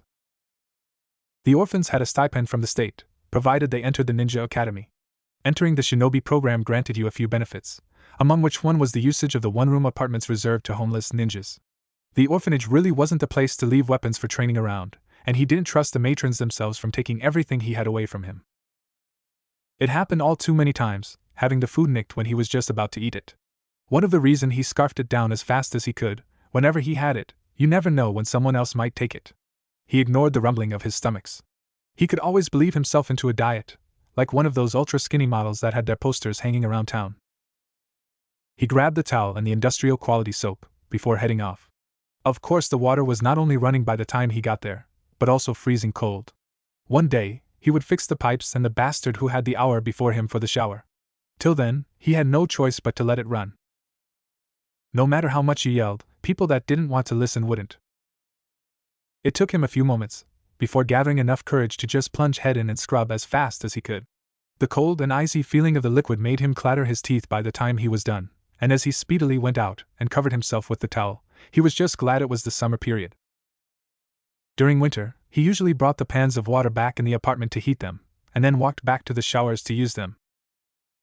He finally returned to his room, grabbing some clean clothes and putting them on. This time he was wearing a soft maroon tint as a jacket, a light gray shirt underneath, and a pair of dark brown shorts. He could basically press himself against any wall of the village and appear as part of the scenery. He had done that once. It actually worked because his blonde hair hid well with the lighter shades of beige the walls were tinted in. He then fastened the forehead protector, this time on his left shoulder, before heading out. It was in that moment that he realized that their sensei hadn't actually given them a place to meet. He racked his brain, but since the man hadn't actually said anything, he took a deep breath, and then his cerulean eyes settled on the Hokage's tower. There was a confrontation he couldn't avoid now.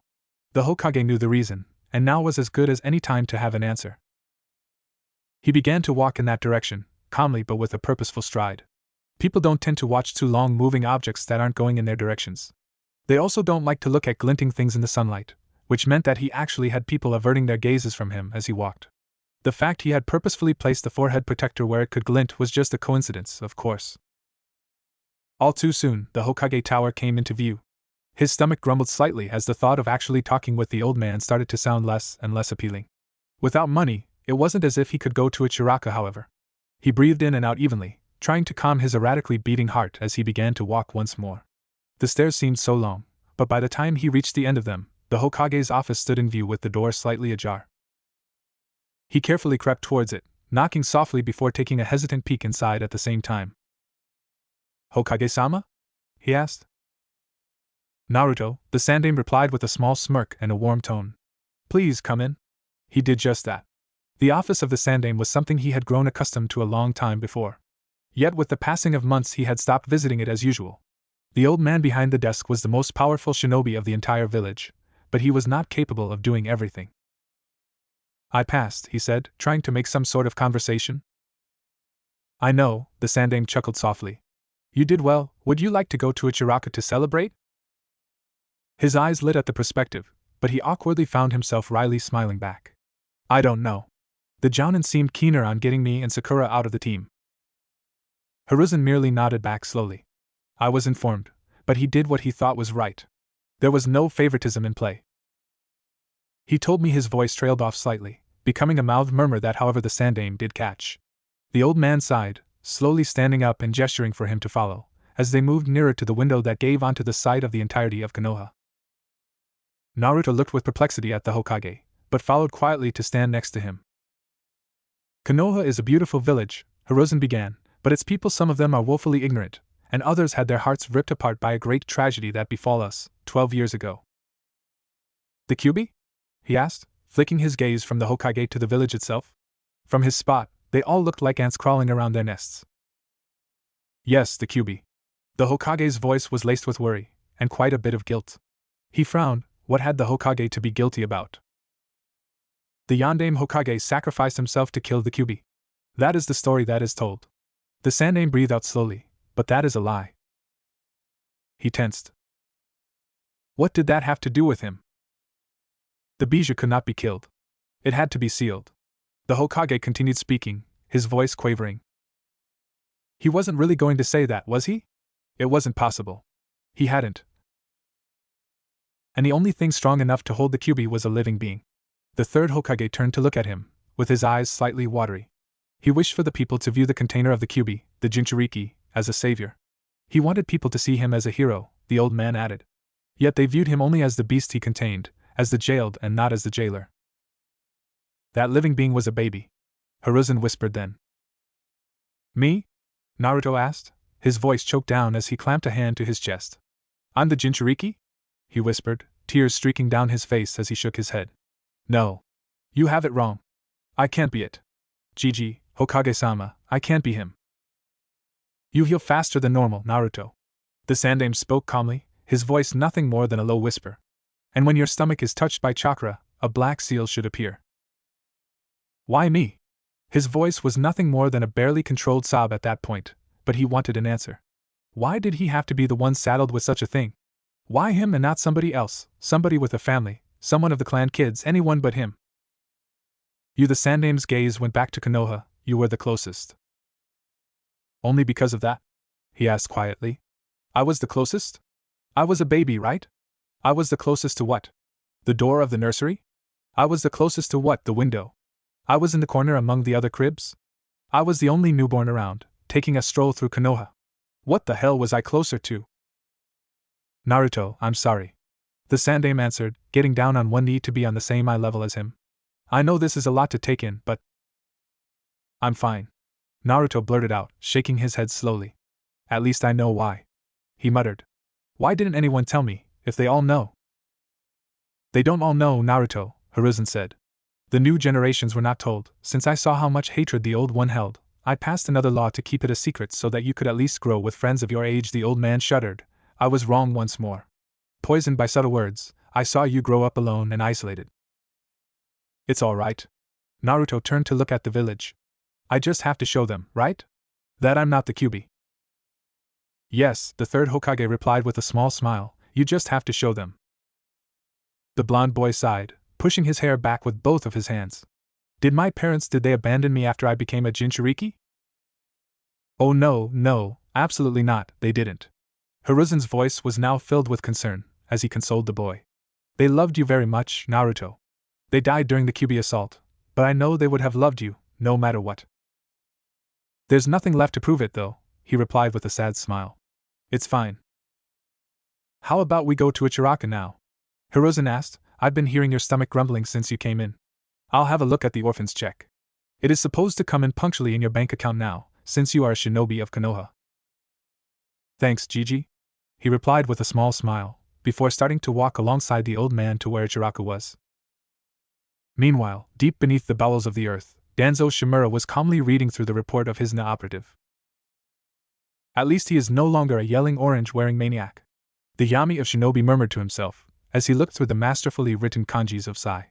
The innovation the boy had developed to Sai's existing arsenal had been the spur of the moment, but that didn't make them any less valuable. It reminded him of another shinobi who could do the same. It reminded him of a shinobi who tweaked the summoning jutsu to become a silent thunder in the battlefield, of a man who could kill thousands with grace, elegance, and without showy displays. It reminded him of a real shinobi, one that lived his life in the shadows. What is your personal opinion on the boy, Sai?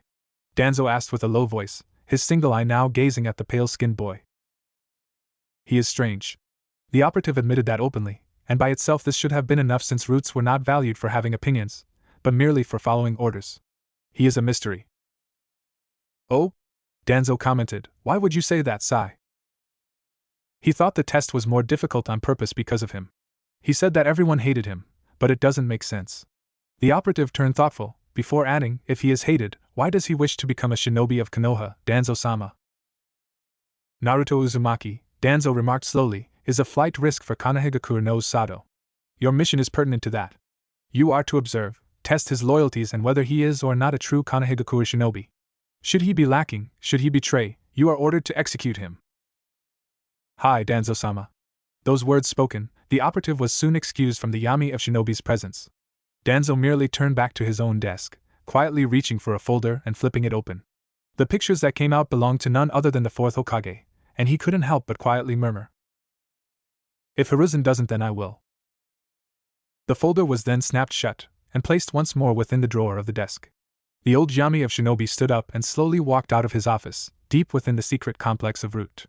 The white and smooth walls of the complex gave way to the rugged features of one of the hidden passageways that he used.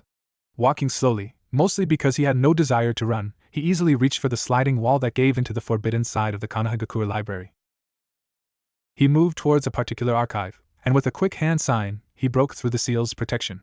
He deftly opened the archive's uppermost drawer, removing a thick leather book from within. The title Shinobi Annals was clearly written on the front page. It was strange, yet actually reasonable, that the Academy's graduation pictures, photos, and whatnot could only be in the private archives. No ninja loved fame. The Kages were considered the leaders of their villages, their reputation extremely renowned, but in the end a successful shinobi was one who wasn't famous. Fame brought forth recognition, and recognition brought forth troubles. The fourth Hokage had been chosen mostly because he could be a good figurehead, rather than because of his power. Where there was a bright light, there had to be a deep, pitch-black darkness. As he returned to the sliding wall, to once more re-enter Root, he smiled slowly. At the same time, Naruto Uzumaki was nearing the Ichiraka's stall. Once, the name had been Ichiraka's Ramen, but that had changed to only Ichiraka's after. He shook his head.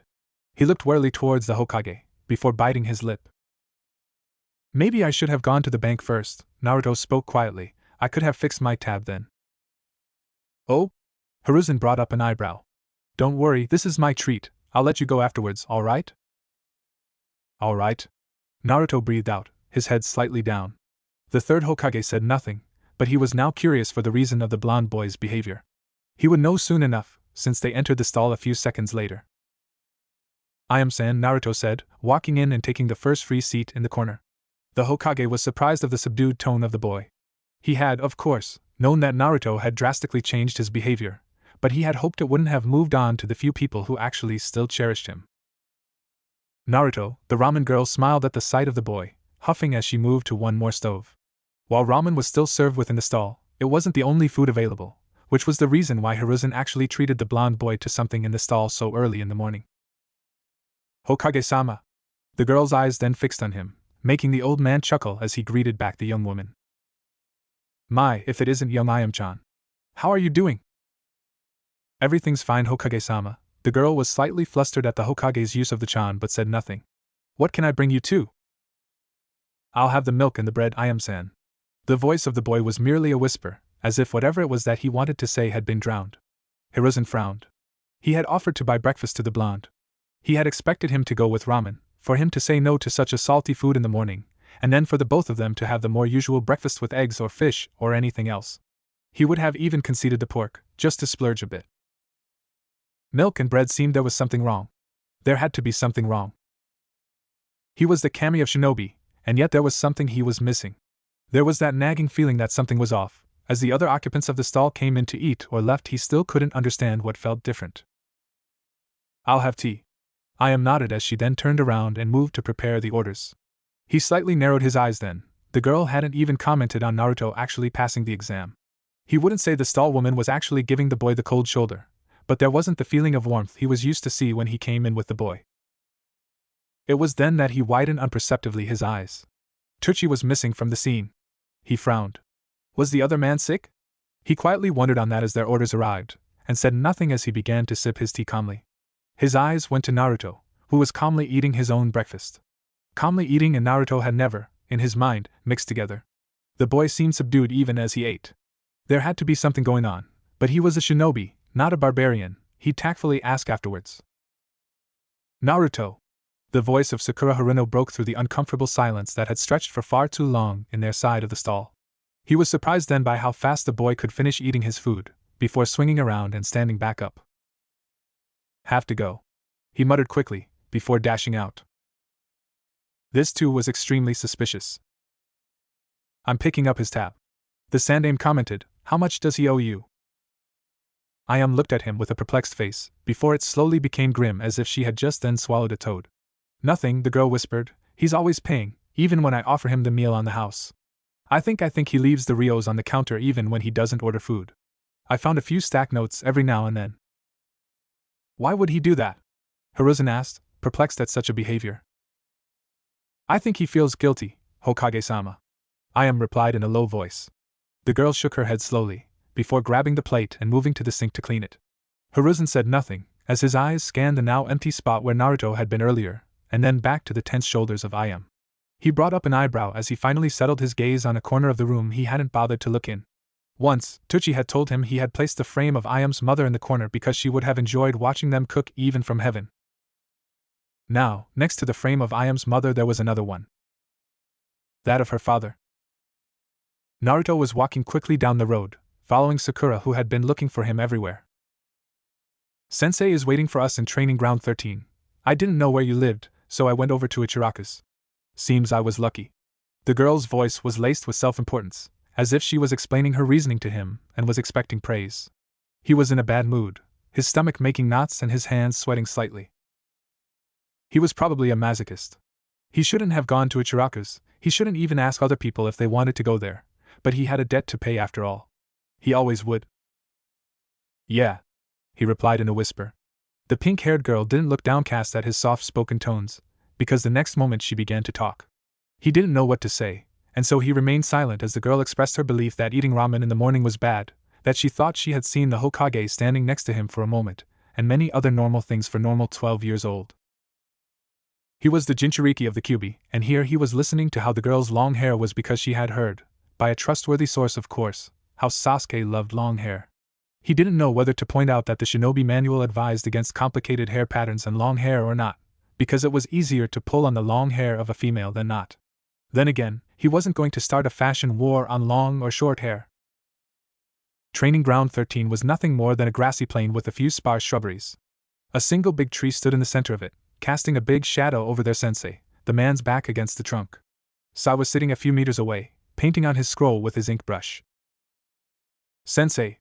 I found him!" Sakura's exclamation rang through the training ground, as the girl waved her arm to attract the attention of their teacher. Aoba-sensei did see them, since he pushed himself off the side of the tree and then calmly walked over them, Sai putting away his scroll and getting on their side. "Well then," the Jounin began, "we can now begin our introductions as Team 13. The sunglass-wearing man smiled slightly, before starting.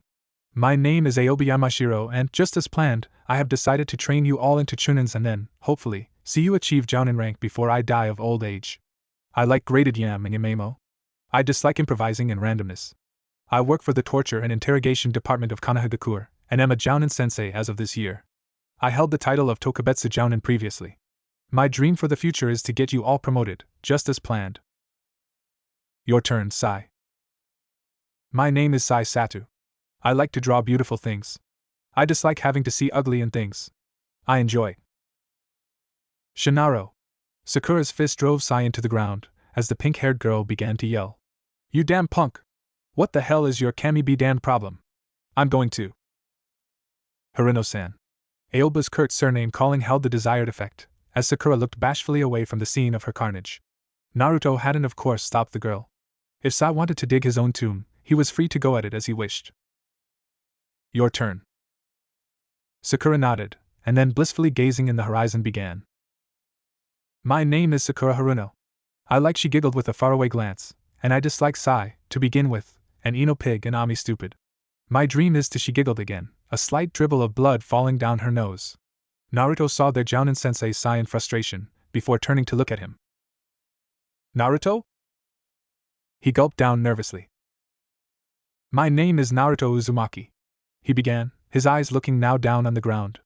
"I am the jailer of the Kyuubi Jinchuriki. Konoha hates me and I'm nearly dead last. I'd like to have friends. I like silence," he said then, "and homemade ramen. I dislike the time it takes to prepare the ramen, or when it burns or turns out raw. I dislike being stared at, or people whispering behind my back. My dream," he closed his eyes, "my dream is revenge," wasn't the answer. He hated the glares, the whispers, the pettiness of some people, but he couldn't hate all of Konoha. Some people had been kind to him, people like Tochi and Ayam. The third Hokage too had helped him a great deal. Yet he couldn't help but feel that becoming Hokage was no longer his dream. He didn't want, nor he believed he could, become Hokage at all. He'd have more luck with a dream like become the new boogeyman of the world or destroy IWA blind and barehanded. He just didn't want to remain alone. Was it that difficult? He wistfully used to imagine himself playing games with equally loud children once, but now he would have been fine even without the noise. He would have been fine with barely a friend or two, good friends, to talk to over a cup of tea. "My dream is to make friends," he said out loud, "and to keep them no matter what." Who was he kidding? People would run from him the moment he told them the truth. The Kyuubi in him would make sure of that. It was enough he could actually walk through the streets. He wondered if anyone had ever tried to kill him because of the beast he held. Maybe they had done so in the orphanage? Maybe that was the reason the Hokage had displaced him into one of the one-room apartments. What if he hadn't wished to become a shinobi? Would he have been left to lead a normal civilian life with a monster in his guts? He needed to know more, but how? The librarian didn't like him at all. As he was so lost in thoughts, he hadn't realized the slightly glazed look that had fallen on Sakura's emerald eyes, or the worrisome one on Aoba-sensei. Furthermore, he had also completely missed the curiosity etched on Sai's face, the first true display of emotion the boy had ever shown till then. "I can be your friend." Sakura blurted that out pretty quickly. Clasping both of her hands on his right one, she smiled. "We can be friends, right?" "Am right," he replied, uneasy at such a display of forwardness. The girl's eyes were shining with determination by then, as if a fire had been lit in her. "All right. Let's all be friends." With a quick lounging motion, Sakura grappled Sai with her other arm, pulling him against her and smiling as their cheeks collided one with the other. In that moment, just as Sakura was pulling the victory sign, a flash of a camera came by. Naruto snapped his eyes shut a moment later, half wobbling out of the crushing hug just as he heard their sensei speak.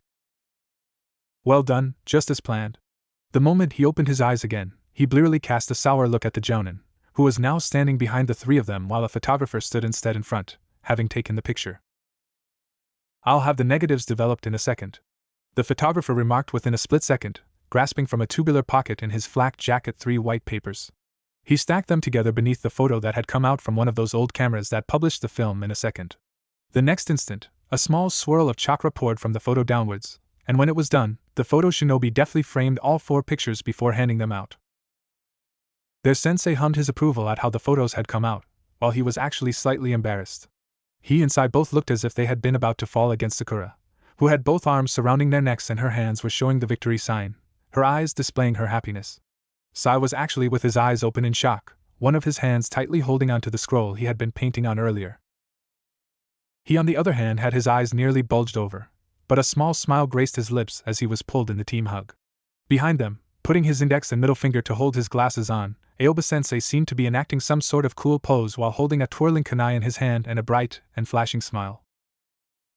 It actually did look like a pretty team picture. He wouldn't admit it, but this. He could live with this. The dog waggled its tail as it waited for him to throw the small bouncing ball. The ball was a bright red color, and squeaked with a small sharp whistle every time it was squeezed. He gripped it lightly, before delicately throwing it near the animal. The dog barked before grabbing the ball with its mouth and biting it repeatedly. A few seconds later, it dropped the ball at his feet again and Naruto grabbed it again. Dog sitting, that was their first D-rank mission. D-ranks were the vast majority of missions a village publicized, going as far as having even announcement boards giving the civilians a chance to read of the current prices to hire the ninjas. You wanted a fence painted?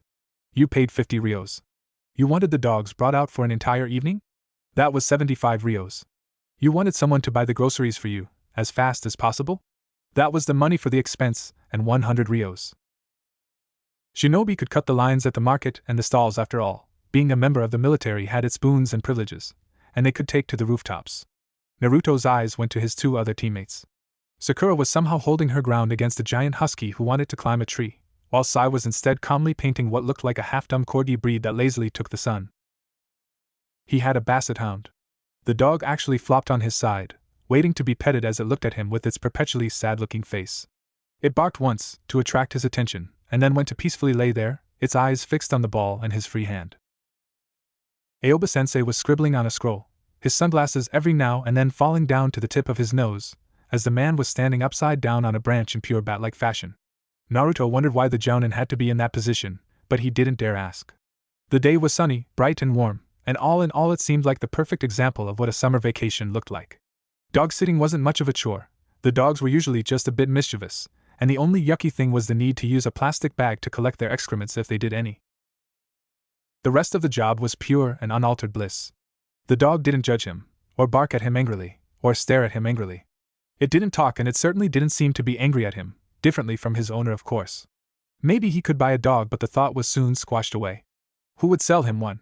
And even if he got a stray, he didn't count on the poor creature to last much before getting poisoned by casually forgotten rat traps. Maybe he was just overthinking. It wasn't as if the villagers really wanted to make his life miserable, or went out of their way to do so, but could he risk it? The answer was simple, no. He couldn't. Gather them. We're on schedule, their sensei suddenly said, dropping down from his branch and landing softly on his feet. Naruto merely grabbed the leash, before gently standing up and pulling the dog along.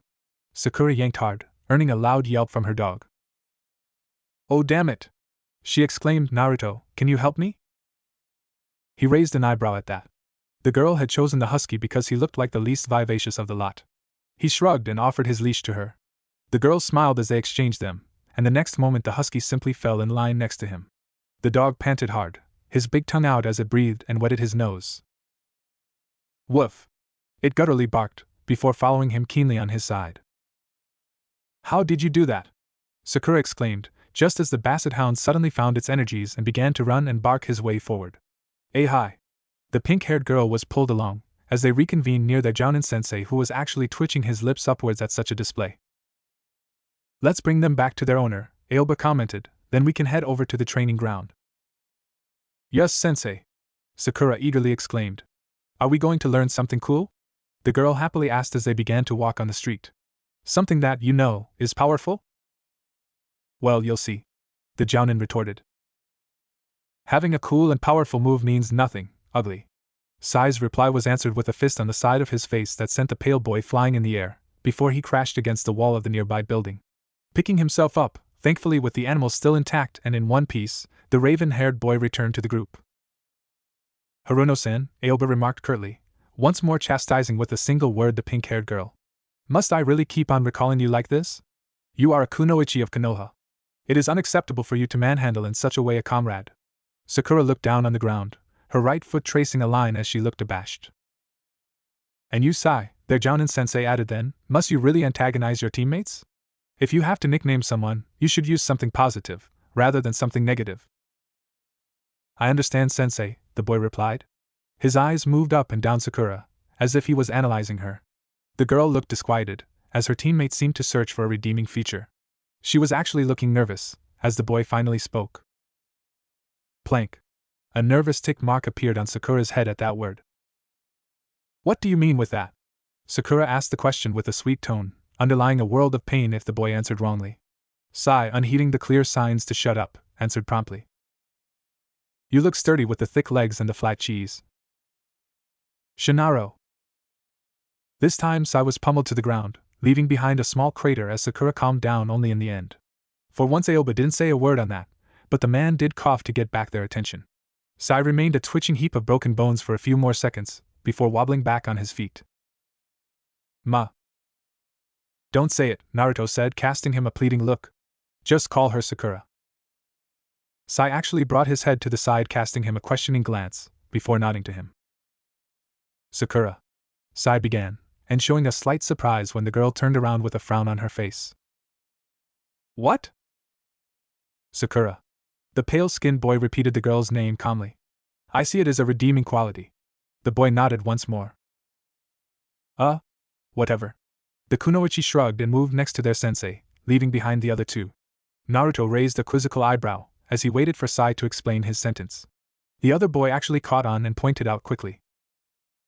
The cherry plant, she does have pink hair. Naruto blinked. Oh, right. Sai said nothing, and their arrival to the owner of the dogs passed by without incident. It was as they were delivering the dogs that the man, a gruff-looking guy in his 40s, gave a slight peek under the husky's collar and frowned. My poor Bernard has welts. Welts. Do you find it funny, boy, to tug on the leash hard, huh? The man snapped towards Naruto, as the boy widened his eyes in surprise. Since he didn't answer, the man continued. I'm not going to pay someone who badly handles my dogs. The Hokage will hear about this. My poor Bernard, look how much in pain he is. The husky was actually pretty much lazing around in the doorway now, not at all showing his pain. Sir, your dog seems, Aoba tried, but was silenced by the angry words of the man. No. He's in pain, badly handled by that demon, that's what it is all about. Wait here. He quickly entered his home, returning with the scroll that was meant to be compiled and then delivered once the mission was completed, to show the customer's satisfaction. Here. The man literally threw it at the Jounin-sensei. I just knew I couldn't trust the foul creature. Then the door slammed shut, hard, leaving the Jounin to blink with an unexpressive face. Sakura's mouth was slightly open in shock, while Sai seemed as emotionless as ever. Naruto, on the other hand. Really, what was he expecting? His eyes looked down on the ground, as he quickly scrubbed his eyes because they itched. He took a small breath, before trying to interest himself on the nearby wall. Naruto, Sakura began hesitantly, but he shuddered, thinking at whatever next her words would be.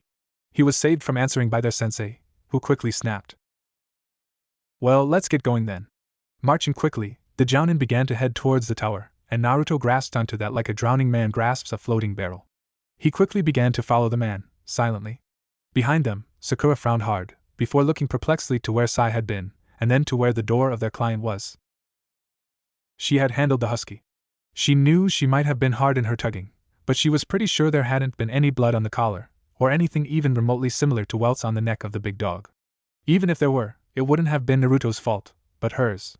She memorized the number of the house, planning to return there later and apologize, maybe offering a cream for welts.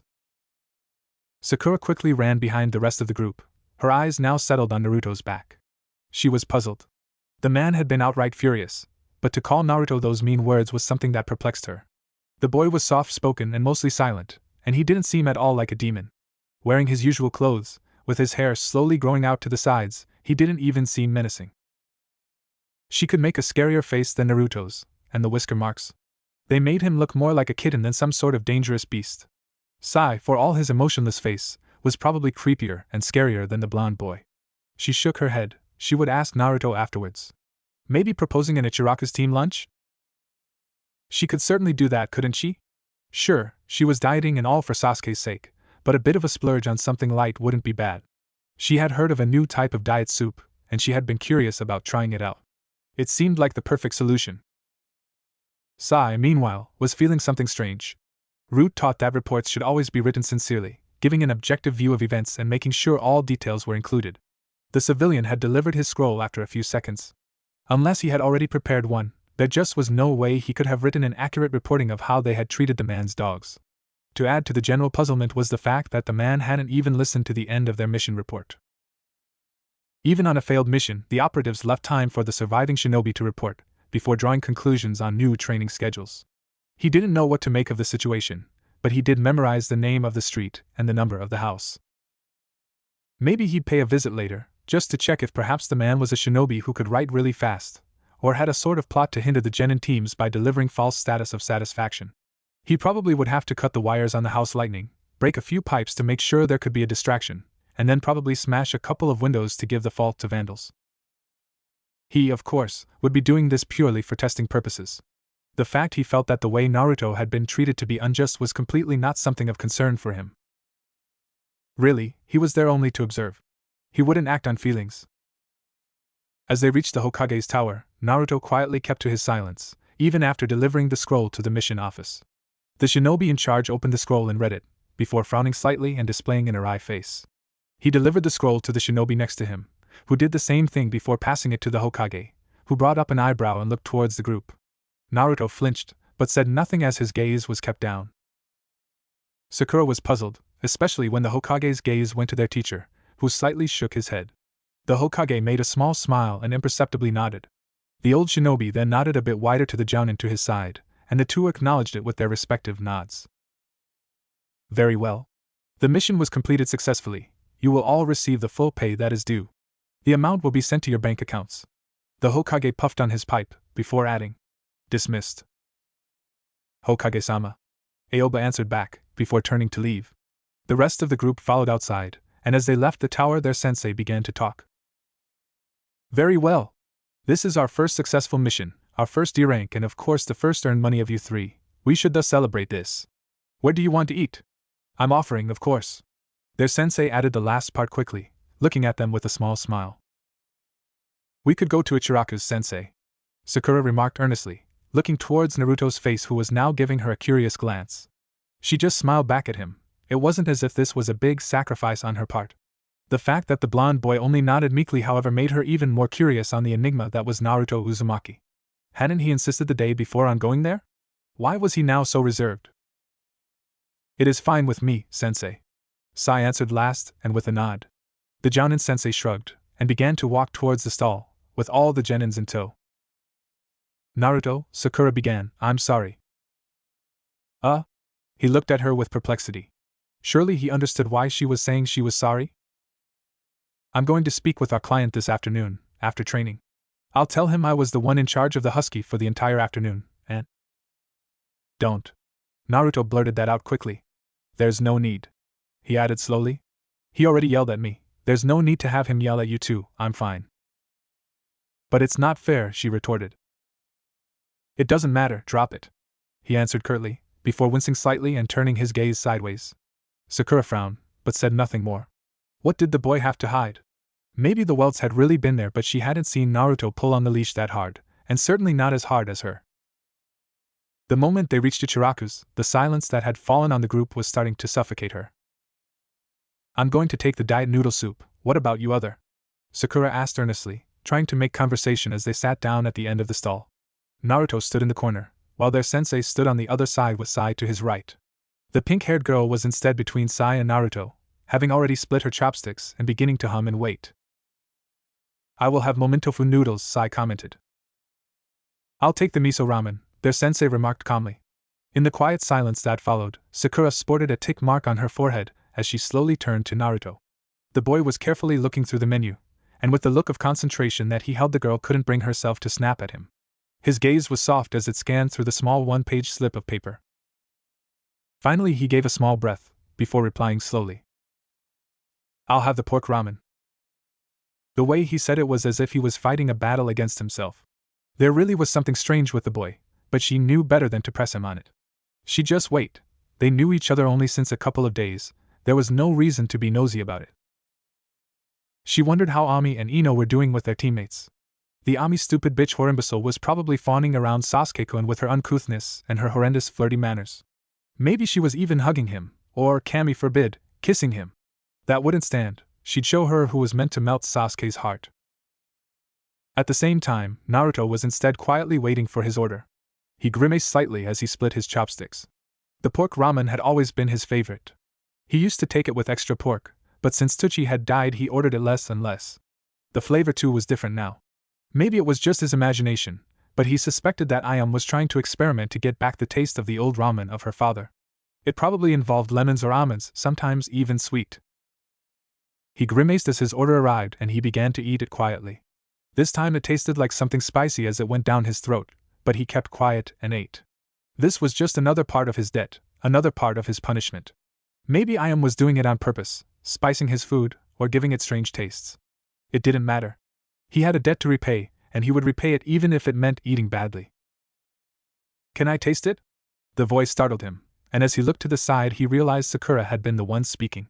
Her own soup was half eaten, and she was eyeing his ramen with a look more of curiosity than hunger. His brain couldn't compute, so it came out with the reasonable answer he could give. No. He then quickly scarfed it down as the girl berated him. Hey! It was an honest question. Sheesh. Sakura harumphed, crossing her arms over her chest as she looked at him with distaste. He said nothing as he cleaned the plate. You ordered the diet soup, he pointed out. Next time don't. Naruto merely sighed. He simply didn't want the girl to realize the taste was slightly off. It wouldn't do well for the business. He coughed slightly, as the spiciness soon passed through his throat and cleared out. He weakly smiled back to Ayam, who was looking at him with a slightly perplexed gaze.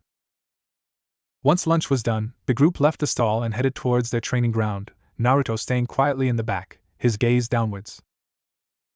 Really, how rude can you be? Sakura muttered between herself, as she gave another eyeful to the blonde boy. She hadn't expected him to be that rude on food. Maybe he was just a glutton? He had eaten awfully fast after all. Still, she couldn't compare that to the kindness of just a few moments earlier. It wasn't as if he had been the one to pay for the food, so stinginess wasn't the problem. Training ground 13 was quiet as always as they reached it. Aoba-sensei flexed his muscles and loosened his shoulders, before turning around to stare at his genins. Now, there is an important lesson to learn before we can begin training. I want you all to listen to me carefully, understood? The three students nodded, their eyes staring straight ahead at the Jonin. A shinobi is a prepared force, the man spoke calmly. Improvising on the battlefield is good and well, but it is the sign of a poor ninja. Shinobi, no matter their rank, must prepare carefully for their missions. We are a hidden force, who work for money and thus might be tasked one day with retrieval of hostages, and the next day with kidnappings. We might be asked to kill or to protect, to guard or to demolish. We might be asked to infiltrate or to counterspy. Shinobi must thus be prepared for any occasion and chance. If you are not prepared, then you fail as a ninja. The wind gently picked up, a cool breeze passing through Sakura's long hair as she listened inattentively to the Jounin's words. Naruto remained quiet, his face grim but determined, while Sai kept his facade schooled into a perfect lack of emotions. A shinobi's work is done quickly and flawlessly, Aoba added. If you are tasked with retrieving a hostage, then you must do so as fast as possible and without committing mistakes. This brings us to the shinobi rule that a mission must always be completed. If you have to blow up a heavily guarded bridge, suicide bombing is a solution you must envisage. Sakura gulped anxiously. A shinobi is a member of the military. You may be called at all hours of the day and of the night to assist in missions, and should war begin you will be deployed. The corps cannot be left until life-threatening injuries or old age. You are hereby a member of Konohagakure no Sato's shinobi force, and from this moment onwards you will remain as such until death. You may not transfer into another country, you may not refuse the Hokage's orders, and you may not leave your assigned positions. You will obey your commander, always. 3 hesitant nods came from the Genins, and Aoba sighed. A Genin is the name to define lower Nins, those not tasked with important secrets or techniques. As Genins, you will be outfitted with the basic tools of the trade, and unless you possess a clan, and a member of said clan who might impart onto you his or her skills, you will not learn any more jutsus until you make Chunin. Aoba took a small breath. This isn't to say there is nothing I can teach you. The basics are an important part of the shinobi world, and those who master them will always have an easier time than the rest. The proper usage of tools is also something you will learn from me, as well as engagement tactics and the means to achieve your missions. The real training, both in elemental affinity and advanced techniques, starts once you reach the rank of Chunin. Doesn't that mean clan children are advantaged?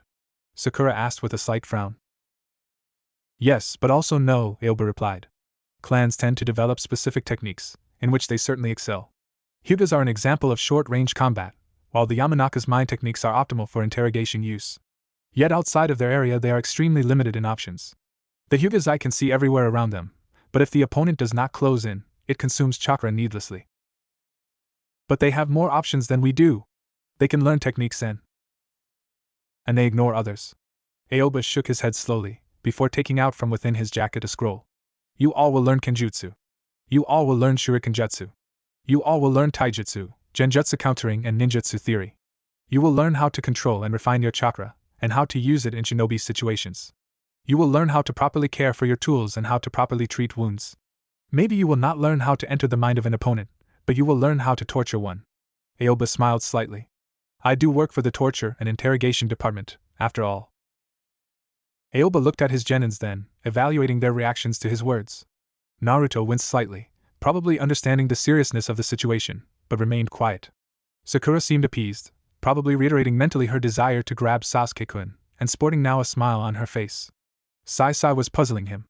The Jounin knew something was wrong with the pale-skinned boy. For one thing, he was too much composed and collected.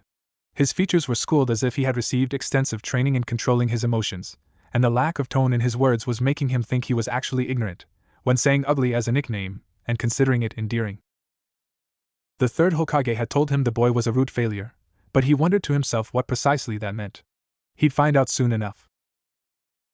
First of all, a shinobi must possess equal parts of earth and heaven. Today I will spar with each of you and see where you stand with earth, which means the body. The Jounin took then a loose stance, as if this was nothing but routine. Come at me without overly thinking. Sakura, you're first. As the pink-haired girl nodded, taking on the stocky basic stance the academy taught, Naruto watched with a horrible grimace as the girl was unable to land even a single hit on the man. Not that her form was bad, it was actually perfect textbook form, or that she wasn't trying, but the difference in skill was something clear. Sai went next, and the boy actually showed a sort of remarkable attitude in throwing punches, kicks and closing in as much as possible, as if nearly pressing oneself against the opponent was an agreeable tactic. Their sensei said nothing during the spar, albeit that with Sai lasted a bit more before the boy winded down. Finally, it was his turn. He settled into the stance, and began to fling his own punches and kicks. Aoba looked at him with a frown, and what seemed like the start of a distasteful look. His arms began to tremble, as he shuddered hoping there wouldn't be a glare soon enough. Thankfully, his own practice lasted far less than that of Sakura. All right. Aoba sighed, shaking his head slowly. Sai, you're fine. Sakura, you should be less tense and more fluid in your movements. The Jounin's gaze then went to Naruto. Naruto, yours is horrible. I think you should simply forget about entering a taijutsu match for the moment. I'm sorry, but it's too time-consuming to get you ingrained or back on par with the others. You just can't develop muscle memory overnight, and unluckily there are 3 of you and 1 of me. I can't waste time on breaking your bad habits and not training your other 2 teammates. Naruto opened his mouth, probably to say something back, to try and give an excuse for his pitiful stances, but then he just closed it and made a grim smile as he nodded. Very well, during the time I'll be training your teammates in taijutsu, I'll have you started on Shuriken Jutsu. Aoba remarked, fair's fair, I can't have you killed either once we start taking missions outside of the village, and as it is it's far better if we simply let your taijutsu drop until you reach Chunin, where the more advanced styles are available. The Jounin shrugged. This isn't to say you can't try and learn by yourself, but your bad habits are probably ingrained since the time of the academy. Didn't anyone ever correct you on your mistakes? No, nobody had. The teachers had never taught wrongly, since after all the classes were holding far too many students for the sensei to wish them all misfortune, but that didn't mean they couldn't simply ignore his mistakes and let him go. That was probably the only reason he was incapable at taijutsu. Not because he had been trained badly or wrongly, but because he hadn't been corrected at all. He shrugged it off, averting his gaze as he felt the burns of embarrassment run through his body. What was he standing there taking the heat for? So he sucked at taijutsu, all right. Did he have to say it in front of his teammates too? I'll take that silence as a no, Aoba said. Let me guess, you're now thinking I'm humiliating you in front of your teammates for no reason, right? Naruto looked up, staring in surprise at Aoba, who simply chuckled back, albeit the chuckle was dry, and not at all showing humor. It's wrong. I am not humiliating you for starters, just telling the truth. And there is a reason I'm telling your shortcomings to your teammates, because they too will have theirs. I already know Sakura's stamina is extremely pitiful, and Sai's lack of initiative might be a problem. There might be much more I have yet to see, but the point is that teammates should know one another's weaknesses and shortcomings to be able to cover for them. There always is someone lacking in taijutsu, or with low chakra, or without stamina in a peer group. The important thing is not to hide it, so that the team might be able to help if the need arise. For example, Aoba coughed slightly. If an enemy shinobi were to attack you in close quarters, both Sakura and Sai would know you'd go down fast unless one of them decided to come and help you. Out of the two, Sai would be the one who should come, but if Sai is in a pinch, then it's Sakura who has to enter the fray. This is a split-second decision on the battlefield, something that however must be planned as a contingency months earlier. Aoba nodded to himself as he spoke, smiling as he saw the looks of understanding coming from the Genins. This is what is important. Acknowledging one's own strengths and weaknesses. Having the correct station, the correct heart, is the first rule of the shinobi. Without it, you will not possess the maturity required for the work you will have to do. Remember this, and just as planned you will become chunins and jounins. The jounin took a deep breath then, closing his eyes as he smirked slightly. He had truly given a wonderful speech, the product of careful deliberation and planning. He knew he had conquered the hearts of his students now. There was simply no way they would remain unfazed by what he had told them. Now he would train them into the perfect students, hopefully keeping them alive until they reached jounin rank. There were no wars out in the open, thus he actually had the chance to get his entire team to survive, at least until the first chunin exams. Not that he'd let them participate in those in Konoha. It would be too soon, and he truly doubted they'd be able to get past the first test, whatever it was going to be. Sensei? Sakura asked, as Aoba opened his eyes, then keeping his smile on the face. Can we go now? Why yes, of course. Tomorrow morning, 7 o'clock, in front of the Hokage Tower. Aoba stammered, as he realized that while his genins did look thoughtful, they weren't looking at him as a source of inspiration. He'd have more inspiring dialogues to plan and script then. How could he become one of the most recognized jounin instructors if he didn't? Only because Ebisu had gotten his hands on training the nephew of the Hokage, the next issue of Shinobi Monthly would have him as the perfect instructor. Sakura waved goodbye to both Sai and Naruto, before heading off towards their client's house. She would clear the misunderstanding. Whether Naruto wanted the apologies or not, it didn't matter. What was right was right. She smiled to herself as she knocked on the door of the civilian in question, and patiently she began to wait. A few minutes later, the door creaked open to reveal the gruff man, who looked at her with a perplexed gaze. Well? What do you want? The man asked curtly. I'm sorry, sir. I just wanted to apologize for. There's no need. The man quickly said, cutting her off. It's not your fault you've been saddled with the demon as a teammate. The civilian sighed, before shaking his head. I can't tell you anything about it, secret shinobi stuff and all, but you should watch out for him. He's bad, really bad. He's got evil inside, you know. He might look human, but he isn't. The man shook his head. He took my wife, that he did, 12 years ago. Sakura's eyes bugged wide open. Naruto killed the man's wife? How? No, that didn't make sense. The boy had to have been what, 1 year old? She didn't even know when he had been born to begin with. Can't tell you anything, girl. Law is the law. The civilian added, nodding to himself. 10 of October, my wife's death, that is. Wicked evil inside that boy, let me tell you. Sakura's eyes widened as she realized just what the 10th of October was about. But that's the day of the Kyuubi's attack. Sakura's murmur was barely audible, but the wicked smile on the man's face told her she had hit the nail on the head. Something wicked was inside Naruto, something that had killed the man's wife, the same day of the Kyuubi's attack on Konoha. That's your opinion, the civilian nodded thoughtfully, but the rest of the village knows and cannot tell. I didn't tell you anything after all. Careful now, wouldn't want to break an S-rank secret. and then the door closed, leaving a pale and still Sakura in the porch of the house. The kunoichi wobbled back on the street, her eyes blinking. Naruto was the Kyuubi. No, Naruto had the Kyuubi within him. Naruto held the demon that had nearly destroyed Konoha within his stomach. She clenched her hands. This was a secret she wasn't meant to know. An S-rank secret meant death on revelation. She had to keep quiet about it, but how was that possible? She had to hit the library. She had to find out if Naruto was dangerous or not. Still, it explained why the man had mistreated Naruto that badly. Had she lost her parents to the Kyuubi, maybe she would have hated Naruto too. Not knowing what to think, she missed the narrow eyes of Sai, who was standing quietly on the second floor of the civilian's house. Having entered the home of the man earlier, he had proceeded to cast a mild genjutsu on the man, making sure he would say precisely what he wanted him to. He couldn't risk Sakura breaking in the middle of a mission if Naruto decided to reveal that bit of information on him during the trip. If the girl, after saying she wanted to be his friend, renounced him just the following day, it would be the perfect test on whether the Jinchuriki was a failure as a shinobi or not. He was a failure because he still felt some twinge of emotion, and for Danzo-sama that was a horrible trait for a shinobi. Naruto was a failure for different reasons, but one thing the boy had to possess: mental fortitude. Jinchurikis had to be psychologically sane, or they were nothing more than dangers for their own villages. There just wasn't another choice. Still, Sai shrugged and then unsheathed his tanto. The civilian had just revealed enough for it to warrant the breaking of the S-rank secret. And the punishment for that was death. Naruto flinched as the sparks nearly singed his gloves. The broken electrical cable dangled near him, but the power had been cut off for them to work on it. The job wasn't dangerous or difficult, but it did contain a slight amount of risk with all the static electricity that lingered in the air. His hair had all frizzed up, just like Sakura's.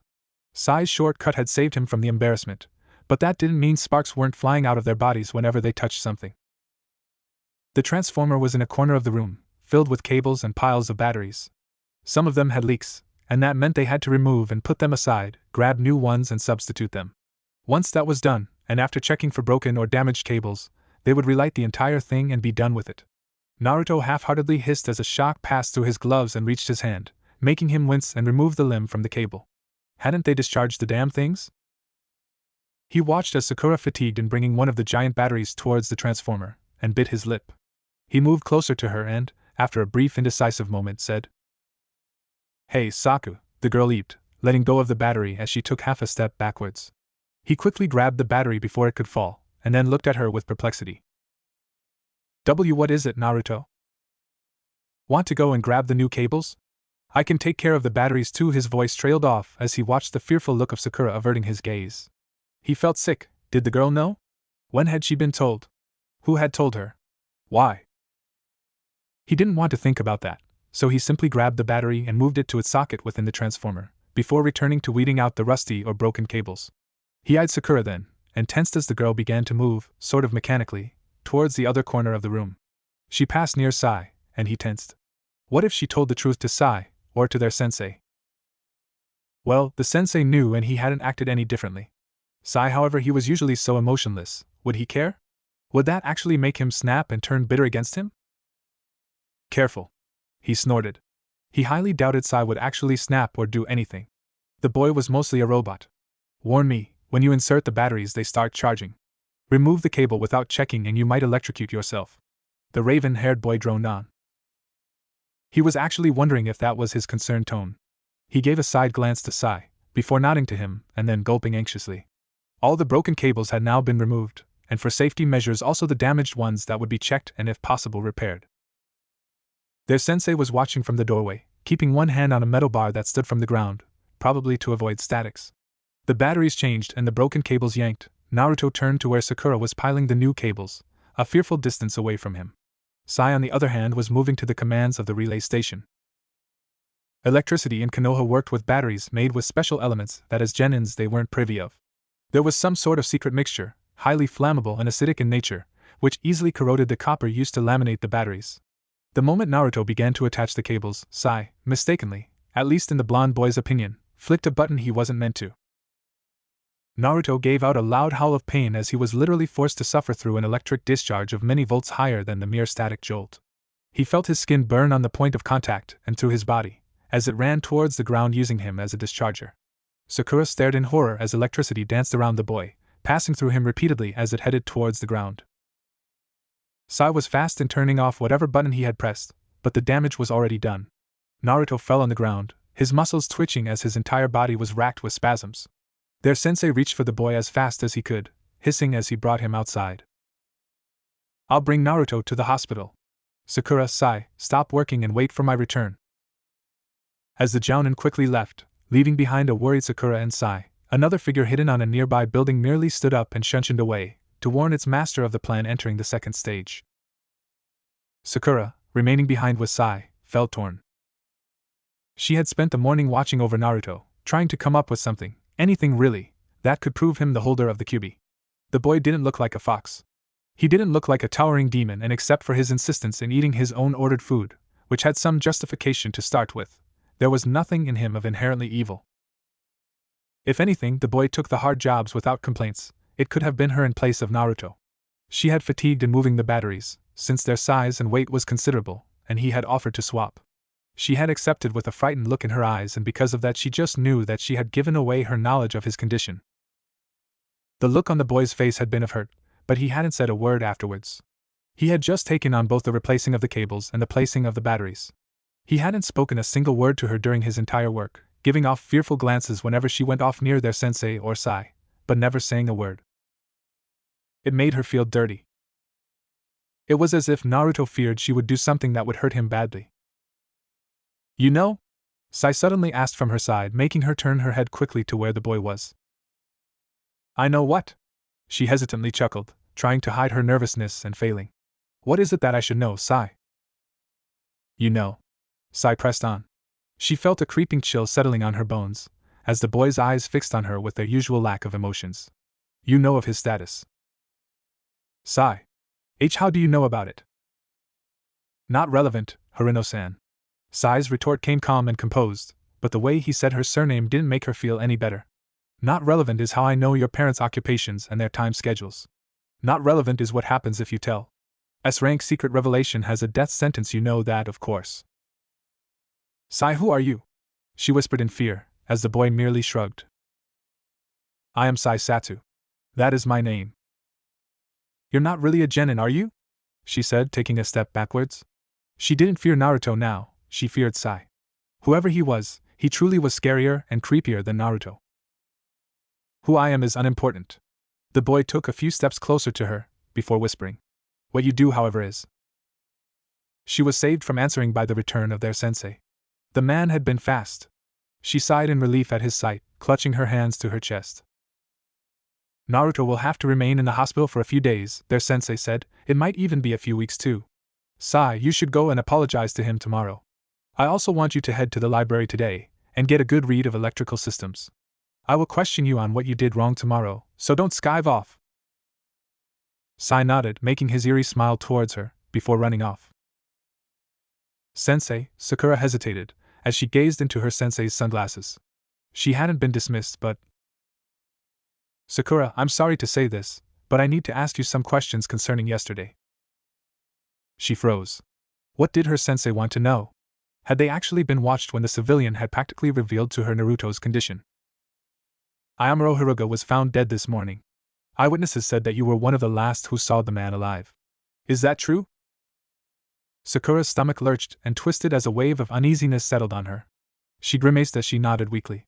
Sai wasn't lying. If she told their sensei about his menaces, she would probably lose her parents. Meanwhile, Naruto was twitching in bed, his hands loosely strapped to the side to avoid him hurting himself.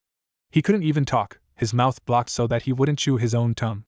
The nurses and the doctors were commenting on how much of a rare case he was, of having awakened so soon after the electroshock. He tried to close his eyes, as tears streaked down his face.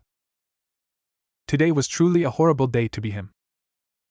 He didn't doubt he'd be fine within a week, but that would basically nullify his advantage on learning shurikenjutsu or kenjutsu from his teacher.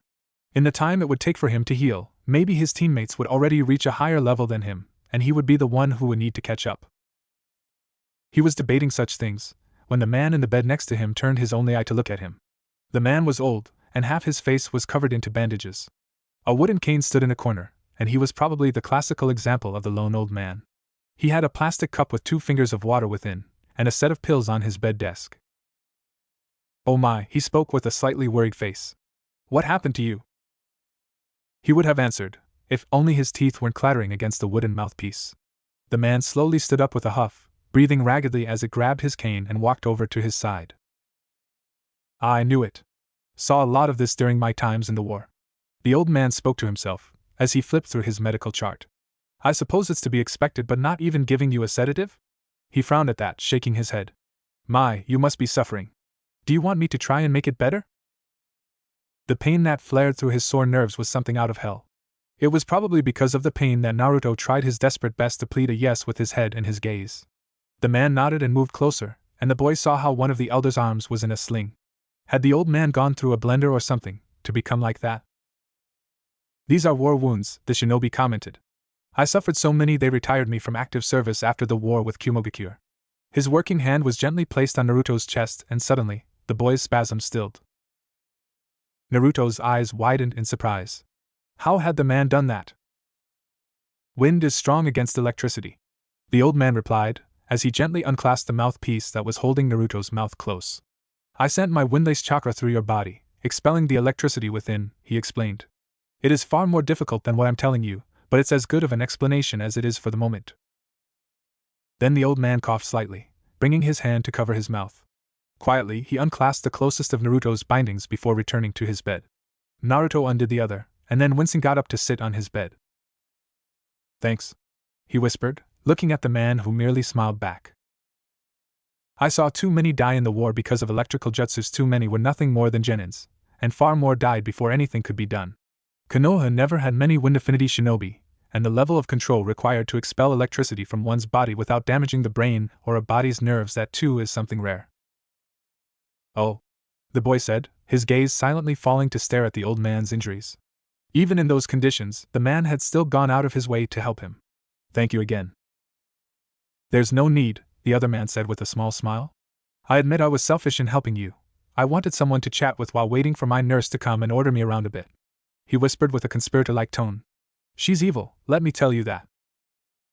I'm sure she just wants what is best for you, Naruto diplomatically replied, fiddling with his hands and fumbling his thumbs as he looked at the bed sheet. Nay, sir, can I ask you a question? It is may I ask you a question, and the answer is yes, you may, the old man replied calmly. You know who I am, right? He whispered, wincing. You read my name, and well, you're old enough to. Yes, I know what you are, and I know what you hold. The old man nodded gravely as he spoke. This does not make me any less amiable in your regards, however. I know what a Jinchuriki is, and I know that the Yondaime would never make a shoddy seal to hold the Kyuubi at bay. So you don't hate me?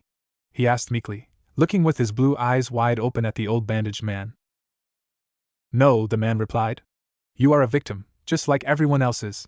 Some people might be blind to the truth, but that doesn't make it any less real. The old man smiled then, and winked with his only eye. To judge a mass by the few individuals that stand out is wrong. What is important is that where there are people who are ignorant, there are also people who aren't. I never met them, he whispered. You live in the one-room apartments for shinobis, right? The man asked, before continuing. That's closer to the orphanage and the civilian sector. Not that there is actually a divider between the shinobi one and the civilian one, mind you, it's just a way of saying, but civilians don't usually pick on Fuinjutsu. So they have no idea of what seals really are or how powerful they can be. So when they see you, they think that all that stands between the Kyuubi rampaging again and them is some ink drawn in strange patterns. Anyone would fear that. But the demon, he never spoke to me. Better that way then, right? The man replied. If he had, it would mean the seal was shoddy. This proves more than ever that it isn't going to fail anytime soon. Yeah.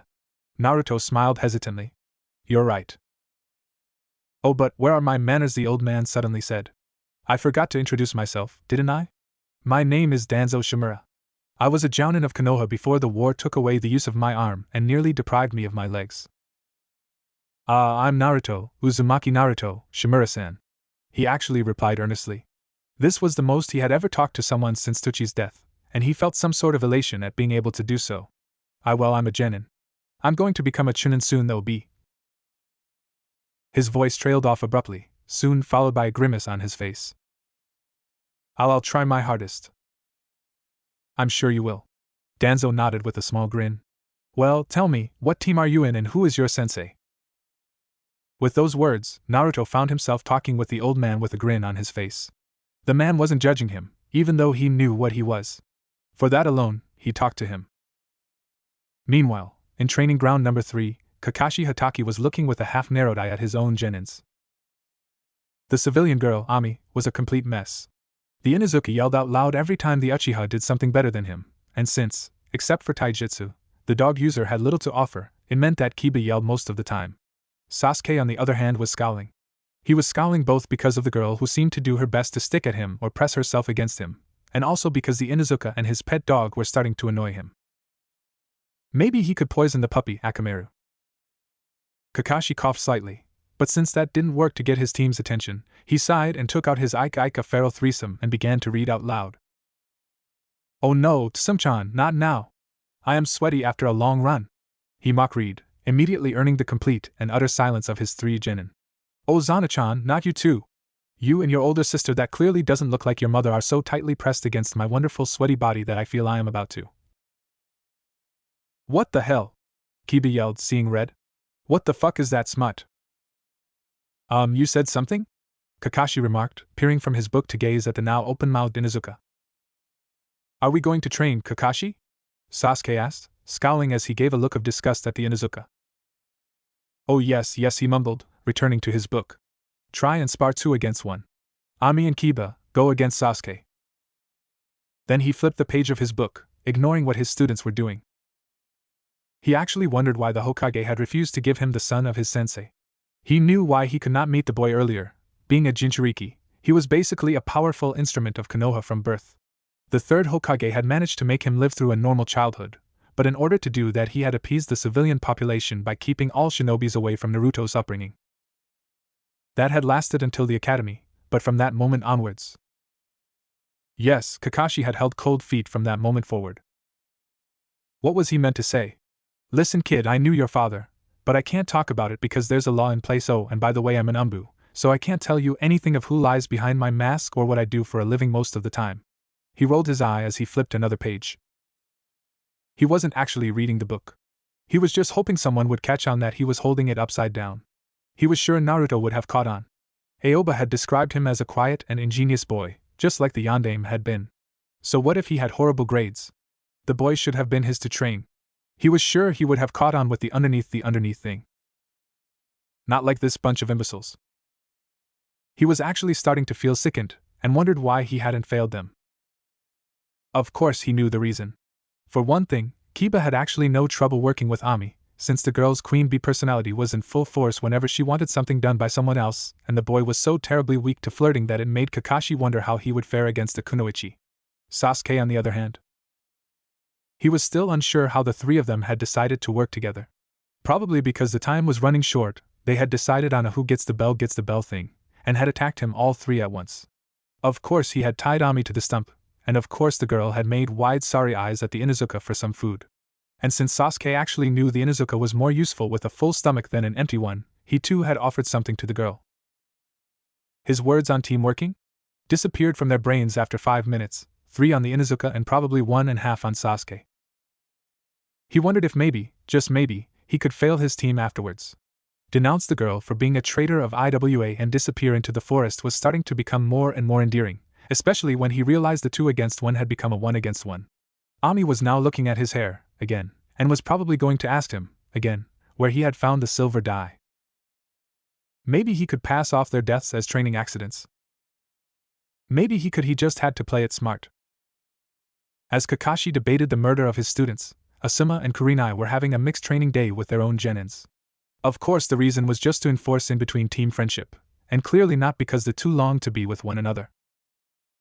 Asuma frowned slightly, before taking out a cigarette and lighting it. Shikamaru is sleeping, he mumbled. What a lazy brat. Should you wake him up? Kurenai said, her crimson eyes looking with a slight layer of disgust at the lazy genin. How did you pass them to begin with? Tradition and politics, Asuma remarked. The same way you passed your team, I suspect. No, she sniffed haughtily. Had they failed, I would have failed them without concerns. Really? Asuma's right eyebrow rose. Ma. He took a puff of his cigarette, which hang loose from his lips. What's with Hibachi then? He looks like a stick was stuck up his ass. Asuma, Kurenai chided, looking affronted. He suffers from a superiority complex being smashed. He thought he was going to have it easy since his father is a shinobi, but then he ended up with 2 clan children. The woman's voice trailed off. He's having a hard time facing the truth. Asuma merely shrugged. If you say so. Then the man frowned, hard, at the sight of Ino defeating Hinata in a friendly taijutsu spar. Did a Hyuga just lose a taijutsu match? Kurenai sighed, bringing her right hand to her hair. She shook her head slightly, before whispering. Hinata has some issues. Pretty bad ones, to lose to Ino of all people. Stop it. Kurenai glared at Asuma. She just didn't want to hurt the girl. If you say so. Naruto was indeed dismissed by the hospital the same day he was admitted. It was late at night by the time he returned to his apartment, his stomach grumbling as he opened the door and stepped in. Heading towards the fridge, he opened it to find the usual desolation of sheer nothingness staring back at him. He groaned. If he wanted to eat something, he'd have to go out to one of those 24-hour shinobi-only shops. He had never been to one of them before since they were a bit far from his house and reserved for fully fledged shinobis, which he now was. He was a bit nervous about trying it though. The civilian shopkeepers always glared at him hard whenever he reached for the counter. It wasn't as if they actually increased prices or anything, since they did have cash registers, and all the most pettiness he had received was during the last hours of a shop being open, being the last in queue and the man or woman at the register simply closing up before he could check his stuff out. Still, he did feel pretty good for having talked to a shinobi who didn't hate him or glare at him. Maybe he could try. Deciding that he would, he took a deep breath before heading out once more. In the middle of the night, Konoha was pretty much a ghost city. The few people who lingered around were either drunken guys or late shinobis, and both generally ignored whoever else was on the streets.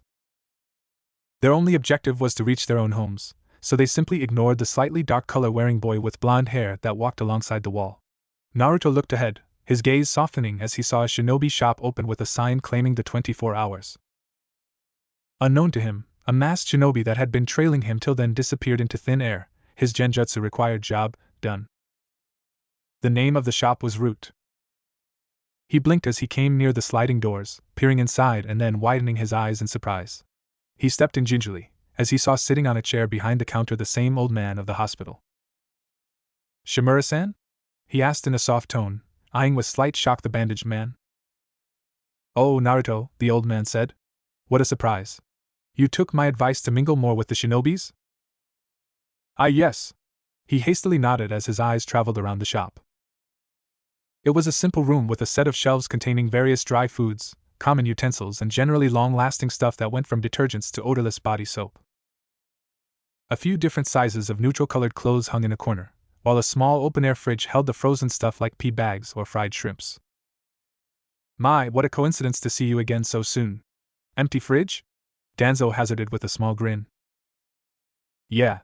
In between the missions and all, I never have the time, Naruto admitted, walking closer to the counter. There were some chewing gums and shavers in a carton box near the register, as well as packets of cigarettes and more general everyday use stuff. The woes of being a shinobi, the old man nodded. Well, we have a heater in the back of the shop for customers' usage. Sometimes you just don't have the time to go back home between one mission and another. Thank you, Shimura-san, Naruto replied. He could actually eat without having to go back home and start cooking? That was a nice perspective. He headed over to the food shelves, biting his lower lip as he checked the prices and his own wallet. He had more than enough money thanks to his D rank of the day before, and so he decided to treat himself to some powdered ramen. He paid the old man and then headed towards the door on the back of the shop. The door did lead into a smaller room, with a kitchenette in a corner and a table with 4 chairs in the middle. It also held a few lockers, probably for the shop workers to change, and a notice board filled with slips of paper. It mostly contained notices of shinobi asking for other shinobis to check on their apartments for a fee, and doing stuff like watering the plants and feeding their pets. That probably was for the jounins or chunins who were on long-term missions. If he ever needed extra money, he might just check on the notice board. He was heating the water for his powdered ramen, when a thought crossed his mind. He carefully peeked in back to the main room of the shop, and hesitantly asked. Shimura-san? Would you like a cup of tea? Oh? My, how thoughtful of you, Naruto. The tea is in the second cupboard from the left. The old man actually smiled and nodded, making Naruto grin as the blonde boy returned to his heating of the water. This was nice. A few moments later, and Shimura-san entered the room while leaving the door ajar, probably to check in case any customer came in. Naruto, simply put, was happy. For the first time, he wasn't going to be eating alone or in silence. At the same time, Danzo Shimura was calmly analyzing the Jinchuriki. Sure, his face was smiling, grinning, talking, but he, the Yami of shinobis, was analyzing carefully every single detail of the boy's actions. From the choice of food to the way he had moved around. From the way he had prepared the tea and scooped the leaves to how he had then added the boiling water to his own cup of ramen. The way the boy's eyes traveled to the notice board and how they went to the lockers, everything was analyzed. He was a shinobi, he was meant to notice things. He always trained his root operatives to master their emotions, so that they could kill them on a moment's notice. His face smiled again as the boy thanked him again. Naruto had training to do, and he felt unfit to be in the team because he wasn't as smart or strong as his peers. Danzo merely nodded to the boy's words on training hard to catch up and finding something he excelled at. Children were incredibly resistant creatures. He knew that from all the orphans he had taken to root and had trained into flawless shinobis. They needed only a logical reason for something to happen, and they would follow through. To eat, a man would question why he had to do 500 push-ups. A child didn't. The child just considered it the norm that before eating, one had to do that number of push-ups. A child didn't question, he just accepted the words of the adult they viewed as a parental figure. That was why his operatives were ready to sacrifice themselves at a moment's notice for him. That was why he was sure his root operatives were all loyal to Konoha. He had trained them to be that, and they knew nothing else but that. Right now, he was using the same concept on the Jinchuriki, and it was working. Had he been a smarter boy, he would have questioned the coincidence of meeting the same old man twice in the same day, or the fact that he was just so casually a wind affinity user who knew how to treat the excess of electricity in his body. If the boy had been smart, he would have queried on just what the chances would have been for something like this to happen, but the boy wasn't paranoid. The boy was desperate for acceptance. He was desperate for someone to look at him and say, with a kind smile, that he had done well. Sometimes, a single well-placed word could earn you far more loyalty than any amount of intimidation, treachery, or diplomacy. He smiled slightly as he saw the boy's head drop gently. Sleep was trying to claim the tired boy. Naruto excused himself then, waving goodbye with a face showing all the sadness a boy could muster at having to leave a place he liked. He waved back from his sitting position, and the moment the boy was gone he simply nodded to the hidden operative, who took his place at the counter. He casually opened one of the lockers, pressing the panel on the bottom with his cane. A click later and the lockers both swung aside, revealing the passage into the root headquarters. Sai was a useful operative, even if sometimes he showed all of his failure as a root member. The death of the civilian had been unwarranted, but the man had broken the law. Such strange displays of attachment were probably going to work against the boy, if the time came when the Jinchuriki had to be put down. Well, if it came to that, then Sai would probably both kill the boy and become a heartless operative like he was meant to be, or he wouldn't, and would thus die. Still, that didn't matter to him in the slightest. What bothered him was the painting the boy had finished and nailed to the wall of his own cell. That did bother him quite a bit. It was the painting of the photograph of his team, but of the three faces, only that of the girl was defined as smiling. Sai's and Naruto's were instead absent, as if the boy had yet to draw them in. It didn't worry him, but it did lead him to question just what Sai was trying to mean with that subtle action. Yet everything was proceeding according to plan and Hiruzen would not be able to do anything about it, especially after he would gift Naruto with a valuable scroll. The one containing the only other Uzumaki name within the village, since the Sandaime had removed the name of Naruto's mother from the registers, to avoid the boy's undoubted questions. It was a little-known fact that Uzumaki Kushina and the Yondaime had been together. The few who knew had been killed during the Uchiha massacre or the Kyubi rampage, and those who simply knew of the Uzumaki woman's pregnancy had been silenced during the passing of the years by accidents. The only thing that remained was the scroll he held in the drawer of his desk. On it was the unchanged roster of all of the Konoha's shinobis, as well as Kushina Uzumaki's status of pregnancy that led her out of the ranks for the duration of it, a casual note on how the blood type of the girl's child and that of the Yondaime Hokage could fit with the type that Naruto possessed. And slightly more hints that would, undoubtedly, drive Naruto away from Hiruzen's campaign firmly into his. Lies and deceits made the shinobi world what it was, but precisely because of that, truth was also a powerful weapon. Against truth, even Hiruzen would have a hard time to fight against. Naruto was smiling. Sakura's eyes looked with a mixture of worry and surprise at the sight of the usually grim-looking blonde boy actually holding a lopsided small smile on his face. She didn't know what to make of it, especially considering they were dealing with garbage disposal. She grabbed her metal-pointed stick and used it to pierce through a few discarded cans, before tossing them in the nearby garbage bin. As she thought about it, her eyes traveled once more to the blond boy, appraising and studying him as he seemed completely ignorant of what she was doing. Sakura's eyes then met those of Sai, and she quickly went to look at the ground once more. Sai had known about Naruto being at Jinchuriki since the beginning, and somehow she felt that the death of that civilian hadn't just been something random. The man had talked to her, and someone had killed him for revealing the S-rank secret. Her throat felt parched and constricted as she shuddered. The sun was high in the sky that morning, its rays hitting on them hard. The full might of the summer seemed keen on getting them to kneel and acknowledge the thirst and the need for a good rest. The forehead protector on her head was scorching, and she had taken to moving it to her waist, just like that Ino pig had. It was, in her opinion, the only way to avoid a patch of burned hair. Sai seemed to be keeping his cool. The boy wasn't even sweating as he swept with a broom the various pieces of paper and generic rubble people were so fond on throwing everywhere but in the trash cans. Nearby, the noises of the children playing intertwined with the soft breeze that every now and then gave the Genins respite. Sakura didn't know how to broach the argument that was suddenly at the forefront of her mind, and so as her eyes traveled up to where her sensei was, she found herself biting her lower lip. The man seemed to simply pick up on it, probably her body language, and as such beckoned her closer. "What is it, Sakura?" he asked kindly, his arms crossed in front of his chest. "Sensei, what's the purpose of D-ranks?" Aoba's head moved slightly up, as if he was actually pondering on this, before returning back to stare at her. At least, she didn't know if that was true since the man was wearing sunglasses, but she could suppose he was looking at her while talking.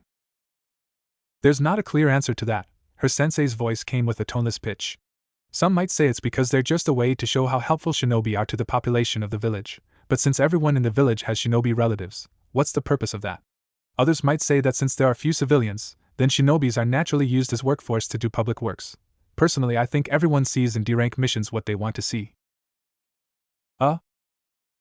Well, I know that for some shinobis, D-ranks are things they do to stave off the boredom, trying new and original ways to complete them to keep their wits sharp without actually risking a do-or-die situation on a more dangerous one. He explained calmly, bringing up his index finger as if to denote the one option. Others, here his middle finger also came up, denoting two, rather believe that D-ranks are used to unwind stressed shinobis. Collecting garbage is boring and repetitive, but at least it beats going on another assassination mission. You know, instead of having a simple downtime, you collect garbage or help a lady with her shopping. Sakura nodded at that, but then her sensei brought up his third finger. Or it might just be a security reason. Aoba shrugged as he said that. Having shinobis do works around the village may help in revealing foreign spies, address potential security leaks and much more. A jounin winding down with a D-rank and filtering through the garbage might find a Kiri cipher being used on a bag of chips, for example, albeit that is an extreme example. Ah, I see. Sakura's eyes widened at those words. It did make sense. Then there's option 4, whereas D-ranks simply are helpful to Genins to learn different types of work, so that they may easily infiltrate villages, Aoba pointed out. Or option 5 has D-ranks in place as punishment for high-ranked shinobis failing due to arrogance, or option 6 that holds D-ranks as valuable lessons on patience. But what's the real one? She asked, slightly pissed now that her sensei was starting to rant. There isn't one. Maybe it's a combination of all of them, or maybe there isn't. What you need to know is that D-ranks exist, and you are doing one now. With those words, Aoba curtly nodded to her and returned to stare ahead of him. She sheepishly went back to her job, acknowledging the closure of the argument. As she began to grab once more with the pointed stick the garbage, she realized her pile had largely diminished. She frowned at that, turning to look around for whoever cleaned her area. Her thoughts went on Sai, but they were quickly discarded when she saw the boy simply too far away. Sakura's emerald eyes then settled on Naruto, and she immediately recognized she had been right. The boy's pile had considerably grown, as if he didn't know of the word fatigue. He was panting hard and sweating profusely, but he wasn't stopping or slowing down at all. She decided she couldn't just keep on staring and do nothing. The very least she could do was thank him. So she returned to her own pile, and once she finished with her area she moved to his to help him out. Naruto tensed at her coming closer to his side of the park, but he said nothing as usual. "Naruto," she said before stopping. The boy's shoulders had frozen, as he was apparently returning to his grim face as he turned to look at her. "Naruto?" "Yes, Sakura?" he asked, trying to feign a smile. "Can I help you?" "Oh no," she answered quickly. "I wanted to thank you." The boy actually winced at that, before nervously chuckling. Ah, for what? His voice was soft-spoken, barely a whisper as it went by. She gave him a tiny and awkward smile, before answering. Well, you did clean a bit of my side, didn't you? Oh, that? That was nothing. I just thought it would be quicker that way, yeah? He nodded to himself, before turning as if finishing the conversation. Naruto, wait! Sakura blurted out, and with those words she realized the boy had actually stilled. The blonde teen turned around, sporting a resigned face. It's fine. Really, I understand. I'll change teams if that's what you want. She frowned at that, staring incredulously at the boy. Naruto, why would I want that? She suddenly huffed, crossing her arms around her chest. You don't? This time he was the one who was asking her with a surprised face. Why would I? It's not like there's any reason, isn't there? He chuckled grimly at her words, shaking his head before answering back. Well, I'm not as smart as you or Sai. My taijutsu is horrendous, and I barely scraped by the exam. I don't have any clan jutsus or stuff like that, and the most I can do is clean the trash quickly. Sakura tried a small sad smile, before shaking her head. When we had to pass the exam, it was your plan we followed, Naruto. My taijutsu is horrible too, the only thing it's good at is that it follows the book. I tire quickly and get sore real easy. You actually had to carry me through the exam. An uncomfortable silence descended between the two of them, before Sakura spoke again. To know why people hate you, she murmured. I don't think it should change anything in the team. Naruto's eyes widened at that, before he slowly brought his gaze to the side with a grimace. It should. Sakura shook her head strongly. Shouldn't. Should. He retorted, crossing his arms on his chest and puffing. Shouldn't. She replied with a hint of amusement in her smile. Should. He nodded sagely. Should not. Should too. And Cherry, the job is done. As Sai's voice piped in, Sakura embarrassedly looked away. She had entered the good-natured banter she used to have with Ino, when the two of them were still friends, with Naruto. She didn't even snap at Sai. Cherry was a fitting nickname, at least. The small banter had probably taken the little time needed for Sai to finish up his own side and the remaining bits of theirs. In the end, the park was now clean of trash, and at least for a few days it would remain as such, or so they could hope. All right, Aoba clapped his hands, walking closer to the three of them. Sai and Sakura, I expect you two this afternoon in Training Ground 13 for taijutsu practice. The Jounin then turned to Naruto with a grim face. I'm arranging for a teacher to take you on kenjutsu, but so far I've got little results. Still, I'm giving you the afternoon free to look around for a sword you would like to use. Naruto nodded, settling on a hesitant smile. He was sure he could find a sword, the question was if he'd like it or not. He didn't even know where to start looking for them. Probably his sensei was expecting him to go to the nearest weapon shop and ask. It was enough if the people actually let him buy things, to ask and receive back helpful tips. Now that was impossible. Still, he said nothing as he merely nodded. He was about to go his way, when the hesitant voice of Sakura stopped him. Naruto? She hesitated, and then shook her head. Nothing. Naruto frowned, but shrugged and went his way. He wasn't there to actually try and enter Sakura's mind. The girl hadn't wanted for him to change teams, and that was enough at the moment. He was sweaty, and he probably stank too. He went back home slowly, entering his one-room apartment and trudging to the sink. The water ran down with a slight stutter, turning brownish from the accumulated rust. A few sputters later, and it was clear. He removed his shirt and began to wash himself with the sponge for the dishes, using the liquid soap. Even the water was lukewarm, probably because of the pipes. He had barely finished washing that the water suddenly stopped. He frowned. Turning the tap's knob held no results. He shook his head before looking beneath the sink. The tube seemed intact. Naruto sighed before opening the fridge and grasping the bottle of water he had put in the night before. He drank from it 3 sips, before closing the tap and then putting the bottle back in place. The fridge was an old model, and while it did keep things cool, it didn't produce ice. Not that it would matter if water had been cut off. Still, it hadn't been cut off with him still soaked. He would have had to clean himself with the water in the fridge, and that would have been a startling way to begin the afternoon. He dried himself with a towel, before walking to his dresser to take out some clean clothes. With the heat outside, dark colors were out. So too were light ones, since the sun would reflect them or make them shine out. He needed something neutral, and as such went with gray. A gray sleeveless shirt and a pair of beige shorts. He held his wallet in his pouch, and together with his forehead protector he was ready to go outside, face the heat, and find what he had to find. He had the afternoon free. He could go and look for a sword of sorts, or he could stock up on water. The sun's glaring heat brought him to do the latter. The fact he didn't want to talk to someone who might glare at him didn't matter, of course, and as he headed outside, he went for route. It was a bit far from his apartment, and now that he was walking towards it during the day he realized there were quite a few shinobi shops before it. Late at night he hadn't probably seen any of them, but he did kind of want to talk with the old man again. He'd tell him about how Sakura didn't actually hate him for being the Jinchuriki of the Kyuubi. He'd ask him if it was smart to tell Saito then, since maybe the boy wouldn't have a bad reaction. He didn't know when, in the single day he had met the old man, he had started to trust him with his thoughts. What he knew was that it didn't do him any good to keep his thoughts for himself, and sharing them with someone who understood him and could help him was better. The man was a retired shinobi, and the shop did appear to be light trafficked, so maybe he was just helping him alleviate the boredom. Retired shinobis did get a retirement pension, so the shop was probably a way to pass the time for Shimura-san. He opened the door of the shop and was suddenly inundated with the cold air of the mechanical fan. He gasped and nearly moaned in relief as he closed the door behind him. "This is heaven," he whispered to himself. A chuckle escaped from the counter, where the owner of the shop stood with a small smile. "The miracles of technology, huh?"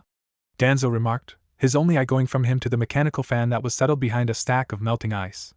The cool air was then brought forward by the wind moved by the fan, that aimed towards the counter, and the entrance was thus in the crosshair. "Hello Shimura-san," Naruto said as he walked closer to the man. "How's business?" "It's about to get better I suppose," Danzo said. The bandaged man brought his only sane arm on the counter. "What can I do for you, Naruto?" "Yeah, fun thing is the water was cut off today." The boy grimly shook his head. "I don't know how long it's going to be, so I was wondering, do you sell those big plastic tankards that you can fill with a lot of water?" The old shinobi closed his only eye, as if lost in thought, before grimacing and shaking his head. "We have bottles, but surely the lack of water won't last long. It is summer after all, they would be fools to leave without water a house for so long." "Ah, right," Naruto grimaced. "Right. Is something the problem?" "Nah. Nothing, I'm sure they'll fix the pipes in the next month." He chuckled as he said that. He knew of course that the pipes would be repaired. His section of the pipes on the other Honda had learned to repair them by himself, but he couldn't start on them until the workers were gone. "It really shouldn't take them that long," Danzo frowned. "We are in the middle of a heat wave, Naruto. Surely you can ask to be moved to another apartment until they fix the problem?" Naruto looked towards the door, and then back to Danzo. He finally gazed at the ground silently, and hoped against all odds that the argument would be dropped. "There isn't another apartment available?" Danzo queried calmly, his voice holding an undertone of steel. "I don't know," he whispered. "I don't want to be a bother." "You wouldn't be a bother. It is the Konoha's shinobi program job to make sure all of Konoha's shinobi are housed into safe lodgings with running water, electricity and gas. A shinobi is willing to sacrifice his life for Konoha. So Konoha should be willing to sacrifice a clerk's time to get you an apartment with running water." The voice of the old man was heated as he spoke. His cane furiously slammed on the ground to better deliver the argument. "And if they won't take their time, then I will." The man nodded then to the boy who had frozen in shock from his outburst. "Now go and make your plight known, Naruto. If it fails, come back here and I'll deal with it personally." The boy gulped down audibly as he turned to leave, but not before giving one last glance at the old man who was so keen on him being treated right. A single whisper escaped his lips then, so low that he doubted the man had heard, albeit he did twitch his lips as he said it. "Thanks." And then Naruto was out of the shop, headed towards the Hokage tower. Danzo just took a single breath, and his features returned to the usual stone they were meant to be. He slowly walked towards the back room, before opening the secret door and nodding to the operative to take his place. Now the blonde boy would either go and get his apartment changed with one closer to the house of retired shinobi Danzo Shimura, or he would not go and return to him, only to be offered a place to live in the large mansion of retired but rich shinobi Danzo Shimura. Both set of papers were ready. A true shinobi planned for any possibility, accounting all that could happen in his plans. If the boy returned home, without telling him anything, he would make sure electricity to be the next thing cut, soon followed by the gas. He could play the waiting game until the boy went to hunt in the woods, and even if Naruto actually did, they'd casually meet him and ask him how everything was going. He might even forcefully invite himself in Naruto's apartment to check, and then he would act livid and angry. It was all an act. A snare, a web of lies and deceits to constrict and trap the prey. The resources of Root were fully dedicated on this project, the most important one of all. The Jinchurikis of the village were weapons, but more than weapons they were political tools. A Hokage whose Jinchuriki didn't obey his will was useless, and far less considered for the position than one who instead had the container of the demon's aid. He could get Hiruzen to retire and, time permitting, he could place one of his own shinobis in charge of the village as a figurehead. Like the Yondaime had unknowingly ended up becoming. A few hours later, Danzo was greeted with the presence of Hiruzen walking in his shop. Albeit the Sandaime Hokage's face didn't denote any external emotion, inside the old man was probably twirling with a mixture of barely repressed rage and worry. Danzo simply smiled. Hiruzen, what can I do for you? Cut the chase, Danzo. The Sandaime growled lightly, showing a meager display of the shinobi skills to hold and rein in one's own emotions. What do you think you're doing? Absolutely nothing. I just felt the need to do something during my retirement, can't I? Naruto, Danzo. What are you planning with him? The Hokage muttered, his eyes narrowing even thinner. The boy is just a lost lamb. Giving him a purpose in life seems nothing to worry about, the Yami of Shinobi remarked. He is so much similar to the Yondaime that it's like looking at a ghost, you know? Hiruzen sharply breathed in, before exhaling once. Naruto has suffered enough, Danzo. I hope for him to have a normal childhood, and yet he didn't have one. I hope for him to be happy, and yet the most he manages is a bitter smile. Do not toy with me, old friend, because there is always a free grave in Konoha's cemetery. Danzo frowned slightly, before recomposing himself. Death threats, Hiruzen? How the mighty have fallen, the bandaged man commented, before flicking his gaze to the door. Hiruzen tensed slightly, before bringing up a light smile. Well then, Danzo-san, I hope your business stays afloat. Likewise, Hokage-sama, I hope your reign remains peaceful. The door finished creaking open, as Naruto walked in with a perplexed gaze. The blonde boy was looking from the Hokage to Danzo with a mixture of surprise and worry. Danzo placed a smile on his lips as the boy walked back in. Naruto, how did it go? He asked, kindly gazing at the boy with his only eye. They said it won't take much to repair the pipes, Naruto answered back sheepishly, scratching the back of his head. A few hours at most, Shimura-san. Good to know, Danzo acknowledged. And if it takes more, just tell me, and I'll do something about it. Well, Hiruzen had played his card to keep Naruto where he was. Still, the look of regret on the Sandaime's face was enough for Danzo to hold a smirk within his mind.